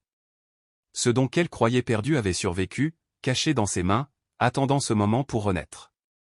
Et dans le craquement du feu, dans le souffle du vent contre le toit, elle comprit que cette cabane n'était plus seulement un refuge. C'était un prolongement de sa vie, un sanctuaire né de la douleur, de la mémoire et de l'amour. L'œuvre d'une fille qui avait appris à écouter le bois, et à travers lui, à se retrouver elle-même. Emma comprenait désormais des techniques de menuiserie complexes qu'elle n'aurait jamais crues accessibles à une simple survivante. Elle visualisait dans son esprit des meubles alliant la solidité et la grâce, concevait des formes qui transformaient chaque planche de bois en promesse de beauté. Peu à peu, l'intérieur de la cabane cessait d'être un simple abri contre l'hiver, il devenait une œuvre, une déclaration silencieuse de sa maîtrise et de son âme renaissante. Chaque surface portait la trace de ses progrès. Chaque angle, chaque jointure, chaque sculpture témoignait de son sens grandissant du détail et de l'harmonie. Ce n'était plus seulement un lieu de survie, c'était un sanctuaire. Une maison digne de la montagne qu'il avait adoptée. Quand Emma recula pour contempler l'aigle de bois qu'elle venait d'achever, un frisson la traversa. Quelque chose venait de changer en elle. Elle n'était plus la fillette abandonnée qui luttait contre le froid et la peur. Elle était devenue une artisane, une créatrice, une bâtisseuse de beauté dans un monde dur et indifférent. Dans chaque coupe nette du couteau, dans chaque courbe polie au couteau, elle sentait l'esprit de son grand-père l'accompagner, comme si ses mains guidaient encore les siennes à travers le temps. Puis 20 février, le mois le plus impitoyable qu'elle eût connu. Le thermomètre chutait jusqu'à -40, figeant la montagne dans un royaume de cristal. L'air gelé transformait chaque souffle en nuage scintillant, et la peau nue pouvait geler en quelques minutes. Ce froid-là n'était pas une simple épreuve, c'était un jugement. Tout son travail, tous ses calculs, allaient prouver s'ils avaient été suffisants ou naïfs. Les provisions stockées contre les murs de la cabane représentaient des mois de planification méticuleuse. Emma avait appris à fumer la viande au feu lent, surveillant la chaleur et la fumée jusqu'à obtenir un jerky capable de durer tout l'hiver. Le poisson pêché à travers la glace était soigneusement emballé dans la neige, puis descendu dans des fosses creusées sous la terre, où la température restait constante. Les légumes d'automne, séchés et entreposés dans des récipients hermétiques, restaient à l'abri de l'humidité et des rongeurs. Ces techniques de conservation, perfectionnées au fil des échecs, rivalisaient maintenant avec celles des trappeurs chevronnés. Elle avait compris que chaque viande exigeait sa méthode, le gibier demandait une fumaison longue, le lapin, lui, se conservait mieux dans sa propre graisse fondue, les oiseaux sauvages pouvaient être préservés entiers, salés et séchés à l'air. Parmi ses projets les plus audacieux figurait le cellier souterrain qu'elle avait creusé sous le plancher, à la force des bras, sans affaiblir les fondations. Cet espace restait frais, mais jamais glacé, parfait pour conserver racines et aliments fermentés. C'est là qu'elle avait découvert comment transformer le chou sauvage en choucroute, sa précieuse source de vitamines contre le scorbut. La chasse, en plein cœur de l'hiver, exigeait un sang-froid presque surhumain. Les bêtes, rares et farouches, semblaient douées d'une intelligence accrue par le froid. Les pièges d'Emma devaient être posés avec une précision absolue, tenant compte de la moindre variation de comportement animal selon le vent ou la faim. Sa plus grande innovation fut un système de pièges à bascule, un mécanisme ingénieux fait de pierres équilibrées et de tiges déclencheuses qui ne gelaient jamais, même à des températures extrêmes. Elle les disposait le long des sentiers qu'elle savait encore fréquenter, malgré les congères. Tous les 2 jours, elle parcourait la forêt en silence pour vérifier ses lignes de piégeage, ses pas amortis par les raquettes qu'elle avait tressées elle-même à partir de branches de saule et de fibres végétales. Ces outils, légers mais robustes, lui permettaient de flotter sur la neige profonde. Elle avait même conçu un système d'attache qui se détachait automatiquement en cas de chute, évitant fractures et pièges mortels. À ses côtés, Max, son fidèle compagnon, flairait les traces invisibles, percevait les tempêtes avant qu'elles n'éclatent, comme un instinct ancien partagé entre l'animal et la montagne. La pêche sous glace devint un rituel régulier. Emma avait appris à maintenir ses trous de pêche ouverts en les recouvrant de branches de pin et de neige, un isolant naturel qui empêchait l'eau de geler. Ses hameçons, sculptés dans des éclats d'os et de bois de cervidés, résistaient au froid sans se fendre. Mais la solitude du long hiver était aussi un ennemi. L'immobilité du temps, le silence pesant, menaçait de ronger son esprit plus sûrement que le gel ses doigts. Pour lutter, Emma s'imposa des rituels. Chaque jour, elle apprenait, bricolait, inventait. Le soir, elle sculptait des casse-têtes dans des morceaux de bois, des énigmes qui occupaient ses pensées à la lumière du feu. Son projet le plus ambitieux fut un jeu d'échecs complet, où chaque pièce incarnait un esprit de la montagne, le cavalier devint un loup, le fou un corbeau, la tour une crête de pierre, et le roi et la reine un couple d'aigles aux ailes déployées. Elle jouait contre elle-même, affinant ses stratégies au fil des jours, comme si elle affrontait le froid et le destin sur ce damier de bois. Elle apprit aussi à lire le ciel avec l'instinct d'une montagnarde née. Les nuages annonçaient les chutes de température, la pression de l'air, la venue du vent. Quand les corbeaux se rassemblaient en bandes bruyantes et que les cerfs descendaient des hauteurs, elle savait qu'une tempête approchait. Sa cabane était prête. Son système de chauffage, fruit de longues expérimentations, fonctionnait comme un cœur vivant, le feu, nourri avec soin, chargeait la pierre du foyer en chaleur, qui la restituait lentement durant la nuit. Trop de ventilation, et la chaleur s'échappait, trop peu, et le monoxyde pouvait la tuer. Alors, elle avait installé des évents réglables, un équilibre fragile entre survie et confort. Un matin de février, tandis qu'elle vérifiait ses pièges, Max se figea. Devant eux, dans la neige fraîche, des empreintes immenses, plus grandes qu'un cerf, plus petites qu'un orignal, marquées de longues griffes. Max grogna, les poils hérissés. Le message était clair, un ours. Et pas un vieux vestige de passage des traces fraîches, moins d'1 heure. Un ours éveillé en plein hiver, c'était une menace mortelle, affamé, irritable, imprévisible. Tout son corps lui criait de rebrousser chemin. Mais l'un de ses pièges se trouvait justement sur la trajectoire de la bête. Le perdre signifiait renoncer à une précieuse source de nourriture, à un outil irremplaçable. Le dilemme la lacéra, prudence ou nécessité. Finalement, elle serra les dents et avança, chaque pas calculé, chaque craquement de neige amplifié dans le silence tendu. Max flairait l'air, muscles bandés, oreilles dressées. Ensemble, ils progressaient comme des ombres entre les troncs givrés. La clairière du piège apparut enfin derrière un rideau de pin.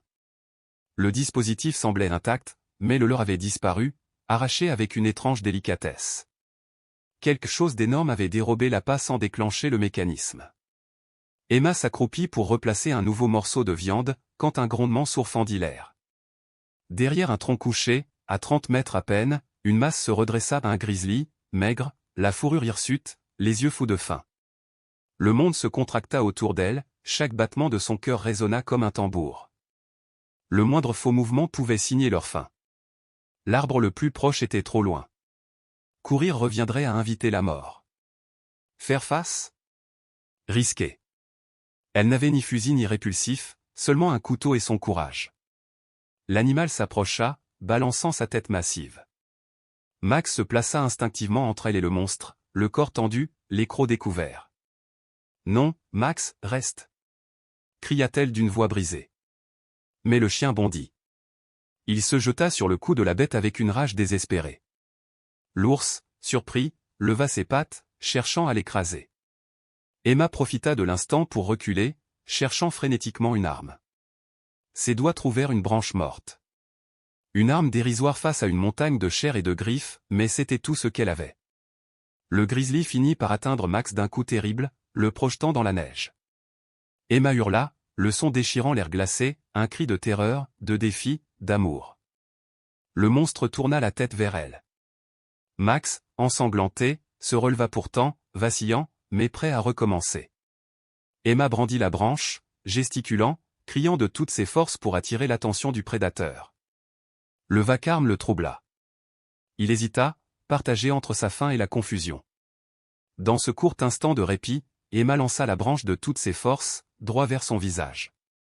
La montagne entière sembla retenir son souffle.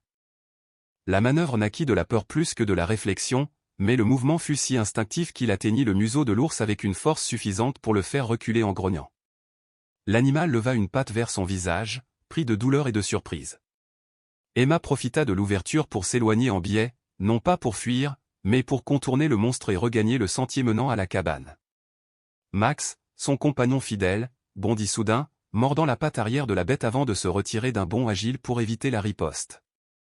Il se battait comme un loup, par harcèlement, semant la confusion chez le prédateur plutôt que de l'affronter de face. Un fragile équilibre s'installa, peut-être l'ours se serait-il détourné, jugeant cette proie trop difficile, si le destin n'avait pas glissé sous les pieds d'Emma. Une plaque de glace, invisible sous la neige. Elle tomba violemment, le souffle coupé. L'ours chargea aussitôt. Max, dans un élan de courage suicidaire, s'interposa.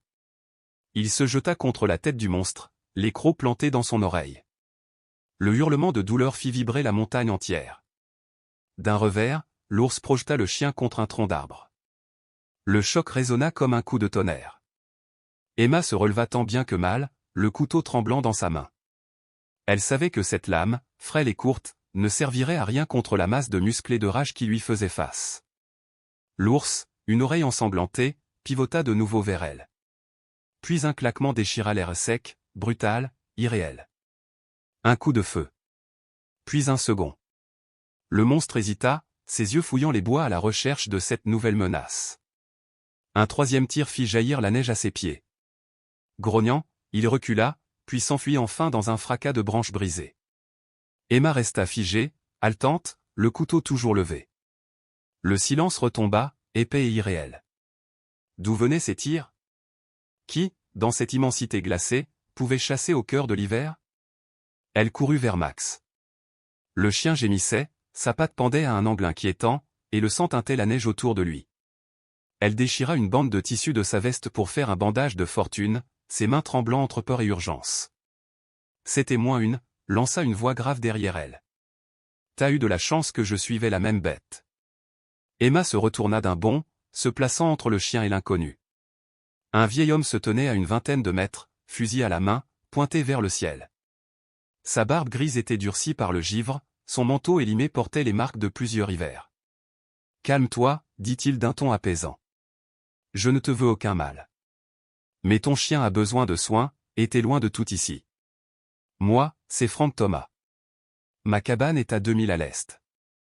Pas bien belle, mais j'ai de quoi soigner ton compagnon. » Emma ne répondit pas. La méfiance, forgée par des mois de solitude, lui collait à la peau. C'était le premier être humain qu'elle voyait depuis des mois. Frank abaissa lentement son fusil, levant les mains à hauteur d'épaule. « Je t'ai observé, dit-il doucement. Pas pour te nuire. J'ai vu la fumée de ta cheminée, en décembre. Je me suis dit, tiens, quelqu'un s'est installé dans l'ancien territoire du garde forestier. La plupart ne tiennent pas 2 semaines, mais toi, 3 mois?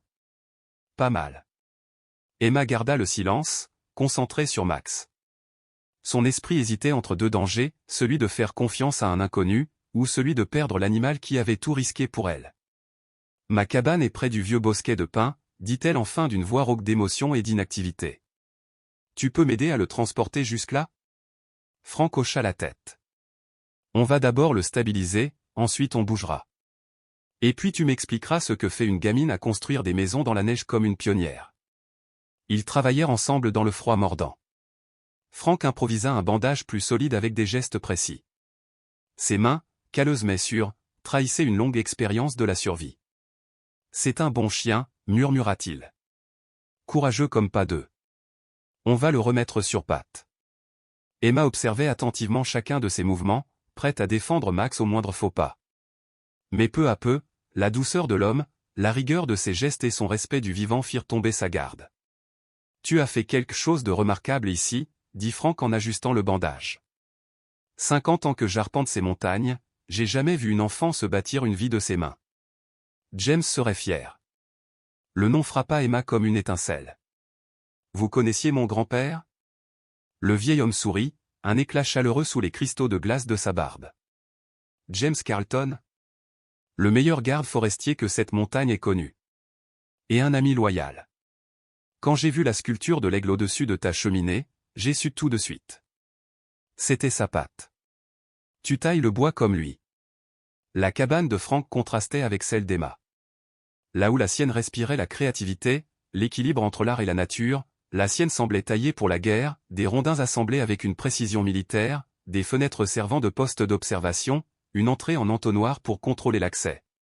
À l'intérieur, tout racontait une vie d'isolement, des cartes topographiques couvertes d'annotations, des étagères pleines de livres usés mêlant médecine, survie et littérature, un vieux poste radio, des bouquets d'herbes séchées suspendus aux poutres, et un fauteuil placé face au feu, un fusil toujours à portée de main. Ils déposèrent Max près de l'âtre. Le chien gémit tandis que Frank ouvrait un coffre de bois marqué du sceau de l'armée américaine. « Le Vietnam, dit-il. J'y ai appris à recoudre mieux que bien des médecins. Ton grand-père et moi, on n'était pas dans la même unité, mais on a ramené le même savoir, celui qui te garde en vie. » Ses gestes furent précis, méthodiques. Emma regardait, impuissante, tandis qu'il nettoyait les plaies, posait des points de suture, puis réalignait l'os fracturé.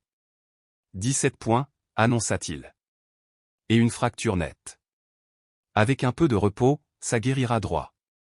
Il administra une injection, et Max s'assoupit, son souffle s'apaisant enfin.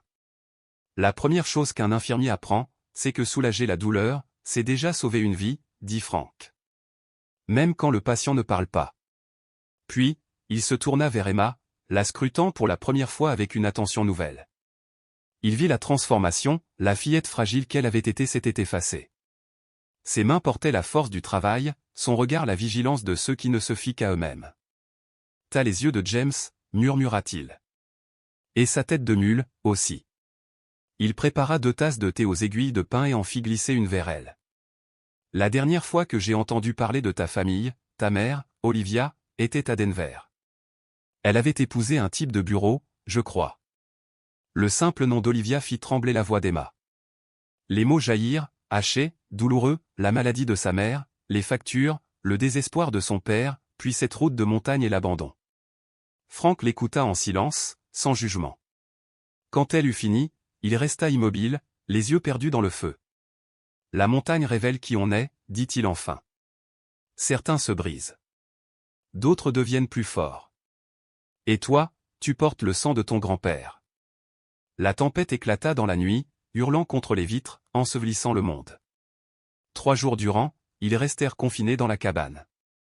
Le vent faisait gémir les murs, la neige tapissait la porte d'une épaisseur que seule la pelle de Frank parvint à repousser un peu chaque matin. Mais dans cette réclusion forcée, un lien se tissa. Frank lui apprit à reconnaître les signes d'infection, à nettoyer une plaie correctement, à fabriquer un garrot avec du tissu et une branche. En retour, Emma partagea ses méthodes pour conserver la nourriture, la neige compactée comme réfrigérateur naturel, les herbes séchées suspendues près du foyer, les pièges de fortune qu'elle avait perfectionnés. Il hochait la tête, impressionné. Tu sais, James t'aurait appelé l'enfant du pain et du feu. Il disait toujours que certains naissent pour la ville, d'autres pour la montagne. Toi, t'as la montagne dans le sang. Emma sourit faiblement.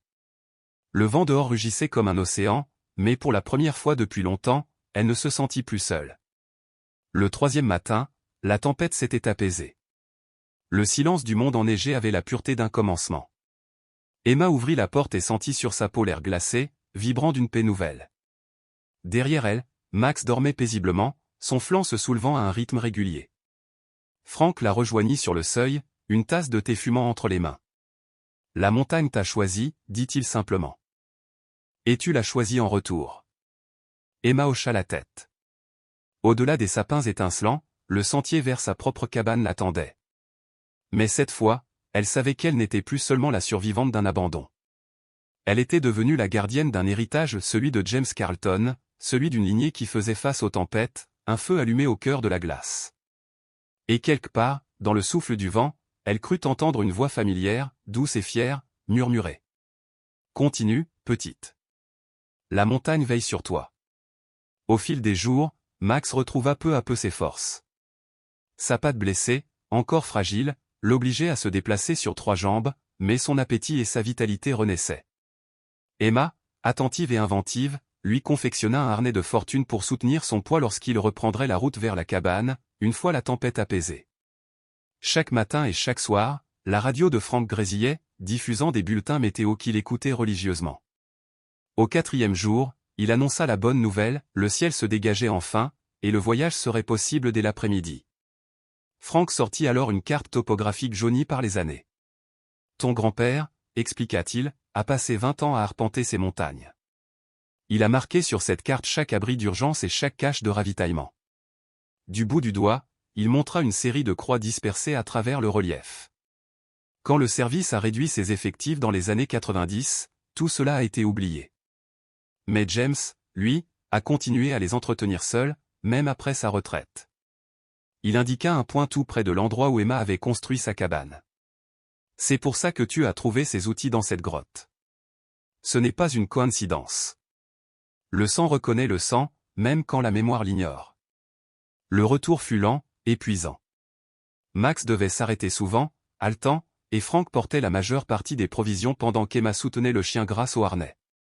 Ils atteignirent enfin la clairière au coucher du soleil. La lumière dorée peignait les pins anciens, et la cabane se dressait là, solide et majestueuse, comme née de la montagne elle-même. Frank resta bouche bée, la fumée s'échappait doucement de la cheminée de pierre, les fenêtres brillaient d'une lueur ambrée, et tout respirait la chaleur, la vie, la maîtrise.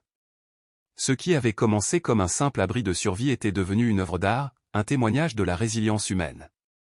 Bon angle de toit, tirage de cheminée efficace, structure impeccable, murmura Frank, d'abord pragmatique, avant qu'un sourire d'admiration n'adoucisse ses traits. Ton grand-père revit à travers toi, Emma. Forme et fonction, toujours en équilibre parfait. À l'intérieur, il passa les doigts sur le manteau de cheminée sculpté, examina les assemblages du mobilier artisanal et s'arrêta devant la sculpture d'aigle, impressionné. Tu as un don naturel, renforcé par la nécessité. La plupart des gens ne découvrent jamais ce dont ils sont capables, parce que le confort étouffe leur potentiel. Cette nuit-là, après avoir installé Max sur un lit moelleux de branches de pin près du feu, Frank parla longuement. Il évoqua James Carlton, son ami, son frère d'armes, un homme devenu légende dans ces montagnes, garde forestier, sauveteur, artiste. Ses sculptures, façonnées dans le bois vivant des forêts, étaient recherchées dans tout le Colorado. Ton grand-père m'a sauvé la vie 2 fois, confia Frank, la voix empreinte d'émotion. Une fois au Vietnam, lors d'une embuscade, et une autre ici, pendant le blizzard de 1989. J'étais coincé sous un arbre, la hanche brisée. Il m'a retrouvé en suivant mes traces dans 1 mètre de neige, et m'a tiré sur 4 miles avec un traîneau improvisé. Le lendemain, sous un ciel limpide, une décision difficile s'imposa. Frank, homme de devoir, expliqua qu'il devait signaler la présence d'Emma aux autorités. Abandon d'enfant, mise en danger, son père risquait la prison. Le système devait se mettre en marche. Emma, bouleversée, refusa catégoriquement. Ce qu'elle avait bâti ici n'était pas seulement un abri, c'était une existence. Une vie façonnée par ses mains, par la forêt, par la survie.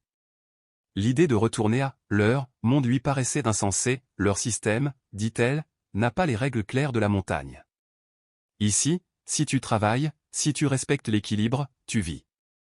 Si tu abuses ou négliges, tu meurs. Quelle loi humaine possède cette honnêteté? Frank resta silencieux. Il ne pouvait contredire cette vérité, mais il ne pouvait pas non plus laisser une enfant seule dans les bois. Alors ils conclurent un pacte. 1 mois. Il attendrait 1 mois avant de prévenir les autorités. Pendant ce temps, Emma se préparerait à l'inévitable inspection. Il viendrait régulièrement, apporterait des vivres, aiderait à la guérison de Max. Quand ils viendront, dit-il, et ils viendront, tu devras leur montrer une histoire qu'ils ne pourront pas réfuter. Il désigna la pièce autour d'eux. Cette cabane doit leur raconter la compétence, pas la détresse. Ce mois-là prit des allures de mission. Emma renforça son garde-manger, rangea méthodiquement ses provisions séchées, ses plantes médicinales, ses outils.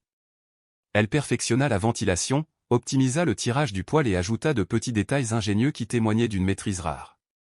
Franck, fidèle à sa parole, apportait à chaque visite de quoi enrichir leur quotidien, une trousse médicale, des livres sur les techniques de survie, un manuel de menuiserie ancienne, et même une radio solaire, reliant enfin Emma au reste du monde. Ensemble, ils rédigèrent des schémas et des notes détaillant ces systèmes de survie, plans de stockage, filtres à eau, trappes à chaleur. Tout devait prouver sa capacité à vivre ici de façon durable et rationnelle. Max, lui aussi, se rétablissait. 3 semaines après leur retour, il recommençait à poser sa patte blessée. La cicatrice à l'épaule se refermait proprement grâce aux soins constants d'Emma. Le chien restait farouche dès que Franck s'approchait trop brusquement, mais peu à peu, il accepta le vieil homme comme membre du groupe. Quand Mars effleura les cimes enneigées et que les premiers oiseaux chantèrent la fin de l'hiver, Emma sentit le rapprocher. Elle traça une série de panneaux de bois le long du sentier menant à la cabane, chacun gravé d'un symbole ou d'une devise, à la fois guide et témoignage de son article. Elle dégagea les obstacles du chemin, rendant le parcours praticable pour quiconque viendrait la visiter. Franck, toujours pragmatique, l'aida à se préparer mentalement. Ils chercheront la faille, dit-il. Ils verront en toi une enfant blessée. Ne nie pas ta souffrance. Montre-leur qu'elle t'a forgé. Emma hocha la tête. Elle comprenait. Il ne s'agissait pas de prouver qu'elle n'avait pas souffert, mais que cette douleur avait fait naître quelque chose de grand, de vrai. C'est alors qu'elle conçut une idée brillante, un système de miroir de signalisation. En recyclant des morceaux de métal poli trouvés dans de vieux campements, elle disposa des surfaces réfléchissantes à des angles précis pour capter la lumière du soleil à différents moments de la journée. Le miroir principal, monté sur un pivot, dominait le versant au-dessus de la cabane et pouvait envoyer un signal visible depuis la vallée. Un matin de mars, elle entendit le battement sourd d'un hélicoptère. Le bruit se répercutait sur les pentes, étrange et menaçant à la fois. Franck l'avait prévenu, avec le dégel, les équipes de recherche reprenaient leur patrouille pour retrouver les disparus de l'hiver. Peut-être cherchait-il autre chose. Peut-être elle. Emma resta immobile un instant, puis prit sa décision. Elle n'attendrait pas d'être découverte, elle se présenterait. Non pas comme une victime à secourir, mais comme une survivante à reconnaître. Elle orienta le miroir principal. 3 éclats courts, 3 longs, 3 courts, le code universel du SOS. Le faisceau de lumière dansa sur les nuages avant d'accrocher l'attention du pilote. L'hélicoptère fit demi-tour, se rapprochant de la clairière. Le souffle du rotor fit ployer les jeunes pins. Emma, debout à la lisière, sentit Max se presser contre sa jambe, les muscles tendus mais dociles. L'appareil se posa dans un nuage de neige tourbillonnante. Les pales tournaient encore, prêtes à repartir. 3 silhouettes en descendirent, 2 hommes vêtus de combinaisons de secours, et une femme au manteau impeccable, qui contrastait avec la rudesse du décor. Emma les attendait au premier panneau du sentier, celui qu'elle avait gravé, le chemin d'Emma suivait les marques. Les 3 visiteurs échangèrent un regard surpris. Ce n'était pas la scène d'une fillette perdue. C'était une rencontre avec quelqu'un qui avait choisi sa voie. La femme s'avança la première et tendit la main. Maria Santiago, coordinatrice des secours. 15 ans dans les montagnes du Colorado. À ses côtés, un homme au regard curieux se présenta comme photographe de terrain, chargé de documenter la mission. Emma répondit simplement, « Bienvenue. Je peux vous montrer ce que j'ai construit. » Et, sans trembler, elle les guida vers la cabane, où chaque planche, chaque outil, chaque sculpture racontait son histoire, celle d'une enfant devenue son propre maître, d'une âme forgée par la neige, le bois et le feu, et d'un héritage transmis non par le sang seul, mais par la volonté de survivre et de créer. La rencontre. Rebecca Harris, psychologue pour enfants, membre de l'équipe d'intervention d'urgence de l'État, observa la jeune fille avec une attention professionnelle mêlée d'étonnement. « Nous recherchons une enfant disparue », annonça-t-elle d'une voix douce mais assurée. Un signalement a été fait il y a 3 semaines concernant une mineure vivant seule dans cette région. Franck, fidèle à sa promesse, avait retardé son appel le plus longtemps possible, mais il avait fini par prévenir les autorités, estimant qu'Emma était enfin prête. Loin de se sentir trahie, la fillette éprouva une profonde gratitude. Grâce à lui, elle abordait ce moment non pas comme une victime acculée, mais comme une survivante debout, solide. La preuve du génie. Emma guida l'équipe à travers les bois, suivant son propre sentier jalonné de repères qu'elle avait elle-même conçus, des marques gravées dans les troncs, des sculptures rudimentaires qui témoignaient de son apprentissage du travail du bois et de sa progression méthodique. Elle expliqua ses systèmes d'orientation, montrant comment elle utilisait les affleurements rocheux, les arbres foudroyés et les ruisseaux gelés comme points de repère dans sa carte mentale du territoire. Maria, la chef d'équipe, hochait la tête avec une admiration croissante. Loin d'une enfant égarée, cette fille faisait preuve d'une intelligence pratique rare, d'une compréhension instinctive de la nature. Le photographe du groupe, John Chen, ne cessait de déclencher son appareil, il comprenait que cette mission ne serait pas une simple opération de sauvetage, mais la découverte d'une légende vivante. La cabane. Lorsque l'équipe franchit le dernier tournant du sentier et aperçut la cabane d'Emma, un silence impressionné s'abattit sur eux.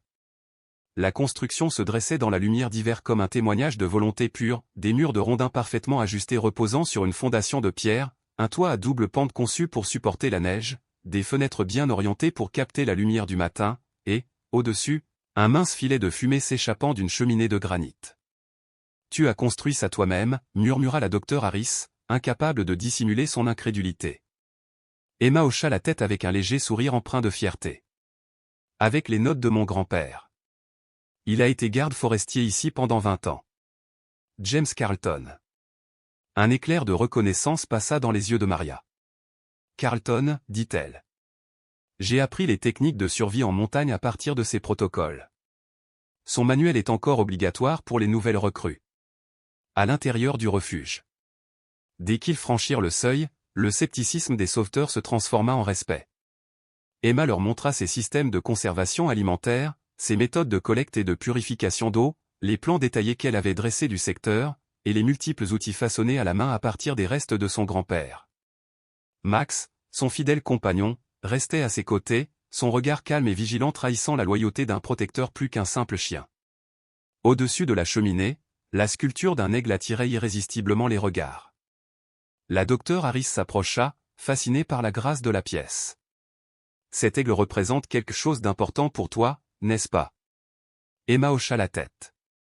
Elle expliqua que le geste de sculpter l'avait reliée à son grand-père, qu'à travers le bois elle avait redonné vie à sa mémoire et trouvé dans la création un moyen de guérir la solitude.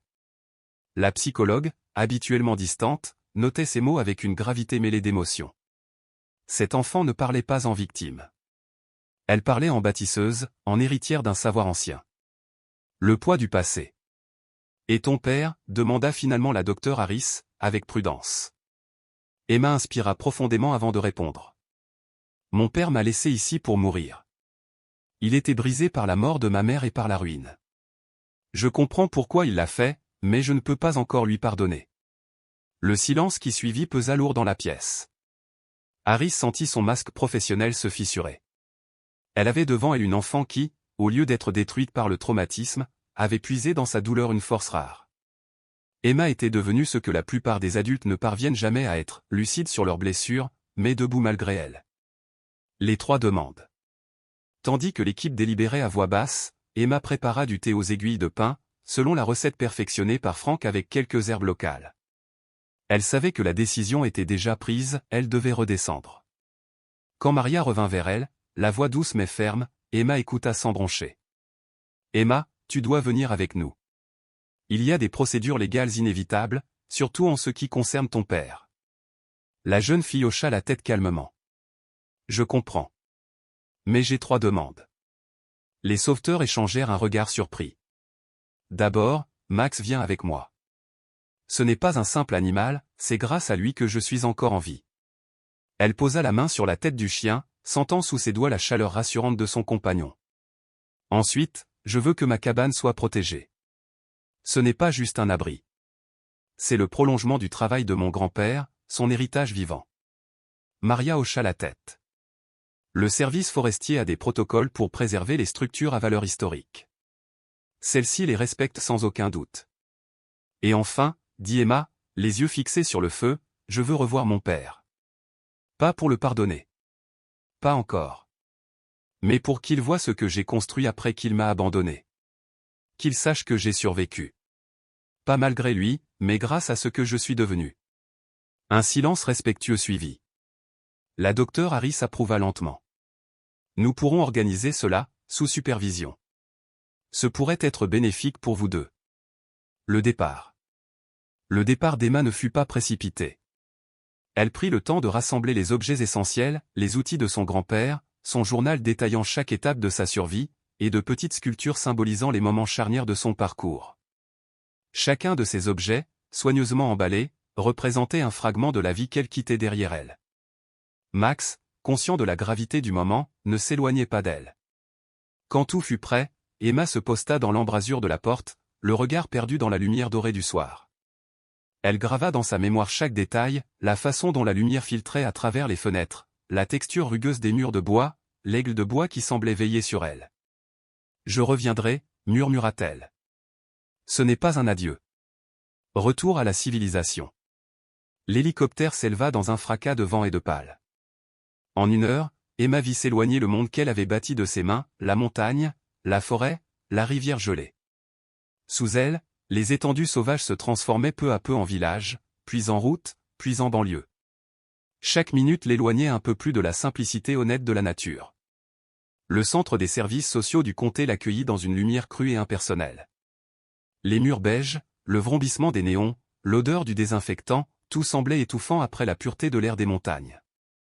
Max, nerveux, restait collé à ses jambes. Emma, elle, avait l'impression que le sol même vibrait d'un faux rythme, artificiel, étranger. Une voix pour la défendre. Les heures s'étiraient entre formulaires, entretiens et coups de téléphone. Puis Franck arriva. Sa simple présence transforma l'atmosphère. Cette fille a survécu à un hiver de montagne sans outils électriques, sans matériaux industriels, sans aide adulte. Elle a bâti une structure stable, conçue pour durer. Elle a mis au point des techniques de conservation alimentaire que même des chasseurs expérimentés admireraient. Et ce qu'elle a sculpté là-haut, ça vaudrait une fortune dans n'importe quelle galerie d'Aspen. Son ton ne souffrait aucune contestation. Emma n'était pas une enfant perdue à secourir, elle était une prodige qu'il fallait écouter, respecter. Les fonctionnaires se regardèrent, décontenancés. La docteure Harris, elle, prenait déjà des notes pour son rapport. Sa plume courait sur le papier tandis que son regard suivait Emma et Franck. La réponse de cet enfant au traumatisme n'est pas pathologique, écrivit-elle. Elle a converti la survie en transformation personnelle. Son lien avec son grand-père a servi de socle psychologique à sa reconstruction. La reconnaissance. Le soir même, les photographies de John Chen commençaient à circuler. Les agences locales, puis les médias nationaux, reprenaient l'histoire de la « miraculée de la montagne ». Les images montraient une fillette frêle mais droite, posant devant une cabane digne d'un artisan adulte. Le monde découvrait Emma Carlton, 12 ans, survivante, bâtisseuse, sculptrice. Pendant ce temps, dans la salle d'attente du centre, Emma observait les journalistes s'attrouper derrière les vitres. Elle ne ressentait ni fierté ni peur, juste un étrange détachement. Le vacarme des caméras lui semblait venir d'un autre monde. La montagne, avec sa logique simple de cause et d'effet, paraissait déjà lointaine. Un nouveau départ. Les autorités lui trouvèrent une famille d'accueil, un ancien garde forestier et son épouse, amis de Franck, habitués aux enfants marqués par des épreuves. Ils acceptèrent sans hésiter de prendre aussi Max. Ils savaient, eux, qu'on ne sépare pas un lien forgé dans le froid et la peur. Avant qu'elle parte, la docteure Harris demanda à lui parler en privé. « Demain sera difficile, dit-elle doucement. Ton père a été retrouvé. Il a été placé en détention préventive sur la base de ton témoignage. » Emma baissa les yeux, caressant distraitement la tête de Max. « Je veux seulement qu'il voie. Qu'il comprenne que je suis vivante. Que je ne suis plus la petite fille qu'il a abandonnée, mais la preuve que même dans la solitude la plus froide, quelque chose peut fleurir. » La psychologue hocha la tête, émue malgré elle. Elle savait qu'elle venait de rencontrer une âme forgée par la montagne ou une enfant qui, dans le silence du vent et le craquement des pins, avait trouvé non pas la peur, mais la foi en sa propre lumière. La psychologue choisit ses mots avec une précision presque chirurgicale. Il vivait dans un petit motel à l'extérieur de Denver, dit-elle doucement. La police l'a retrouvé en possession d'une lettre d'adieu, adressée à toi. L'information frappa Emma comme un coup physique. Malgré tout ce qu'il avait fait, une part d'elle avait toujours gardé cette croyance d'enfant, que son père, quelque part, restait encore l'homme qui lui avait appris à faire du vélo, celui qui lui avait tenu la main le jour de sa rentrée scolaire. Mais la réalité s'imposa brutalement, il avait prévu de mourir après l'avoir abandonné à une mort certaine. Cette vérité fit s'effondrer la dernière illusion qui subsistait. Il n'a même pas attendu de savoir si j'étais morte, murmura-t-elle, la voix éteinte, sans émotion apparente. Le docteur Harris acquiesça avec une compassion retenue. La lettre a été placée sous scellé comme pièce à conviction. Tu n'as pas besoin de la lire. Ni maintenant, ni jamais. Mais elle existe, si un jour tu veux le faire. Le foyer d'accueil qui suivit fut une bouée de sauvetage dans le chaos. Situé sur 5 acres de terrain boisé, il offrait une transition douce entre la solitude sauvage et la société humaine. Max, le chien fidèle, s'adapta vite à la propriété clôturée, surtout après avoir rencontré la chienne des lieux, une border collie vive et amicale qui devint aussitôt sa compagne de jeu. Pour Emma, le réconfort se trouva dans les choses simples, des repas réguliers, des douches chaudes, des vêtements propres qu'il ne fallait pas recoudre sans cesse. Tom et Sarah Mitchell, les parents d'accueil, comprenaient la valeur du silence et de la patience. Anciens travailleurs forestiers, ils savaient qu'on ne dompte pas un cœur blessé en le pressant. Tom l'invita un jour dans son atelier, où il fabriquait des meubles sur mesure à partir de bois récupéré. L'odeur du pain et du vernis lui rappela la montagne. Ses mains retrouvèrent aussitôt la mémoire du travail bien fait. Sarah, de son côté, lui apprit à se servir d'un ordinateur, lui ouvrant un monde nouveau, plans de menuiserie, techniques de sculpture, outils, modèles anciens. Peu à peu, Emma transforma son savoir instinctif en un art maîtrisé. Le processus judiciaire suivait son cours, froid et implacable. Les enquêteurs prirent sa déposition plusieurs fois, adaptant leurs questions à son âge, cherchant à recueillir les preuves sans la briser davantage. Son père, Robert Winters, fut inculpé de mise en danger d'enfants, tentative de meurtre, et d'une série d'autres délits susceptibles de le condamner à des décennies de prison.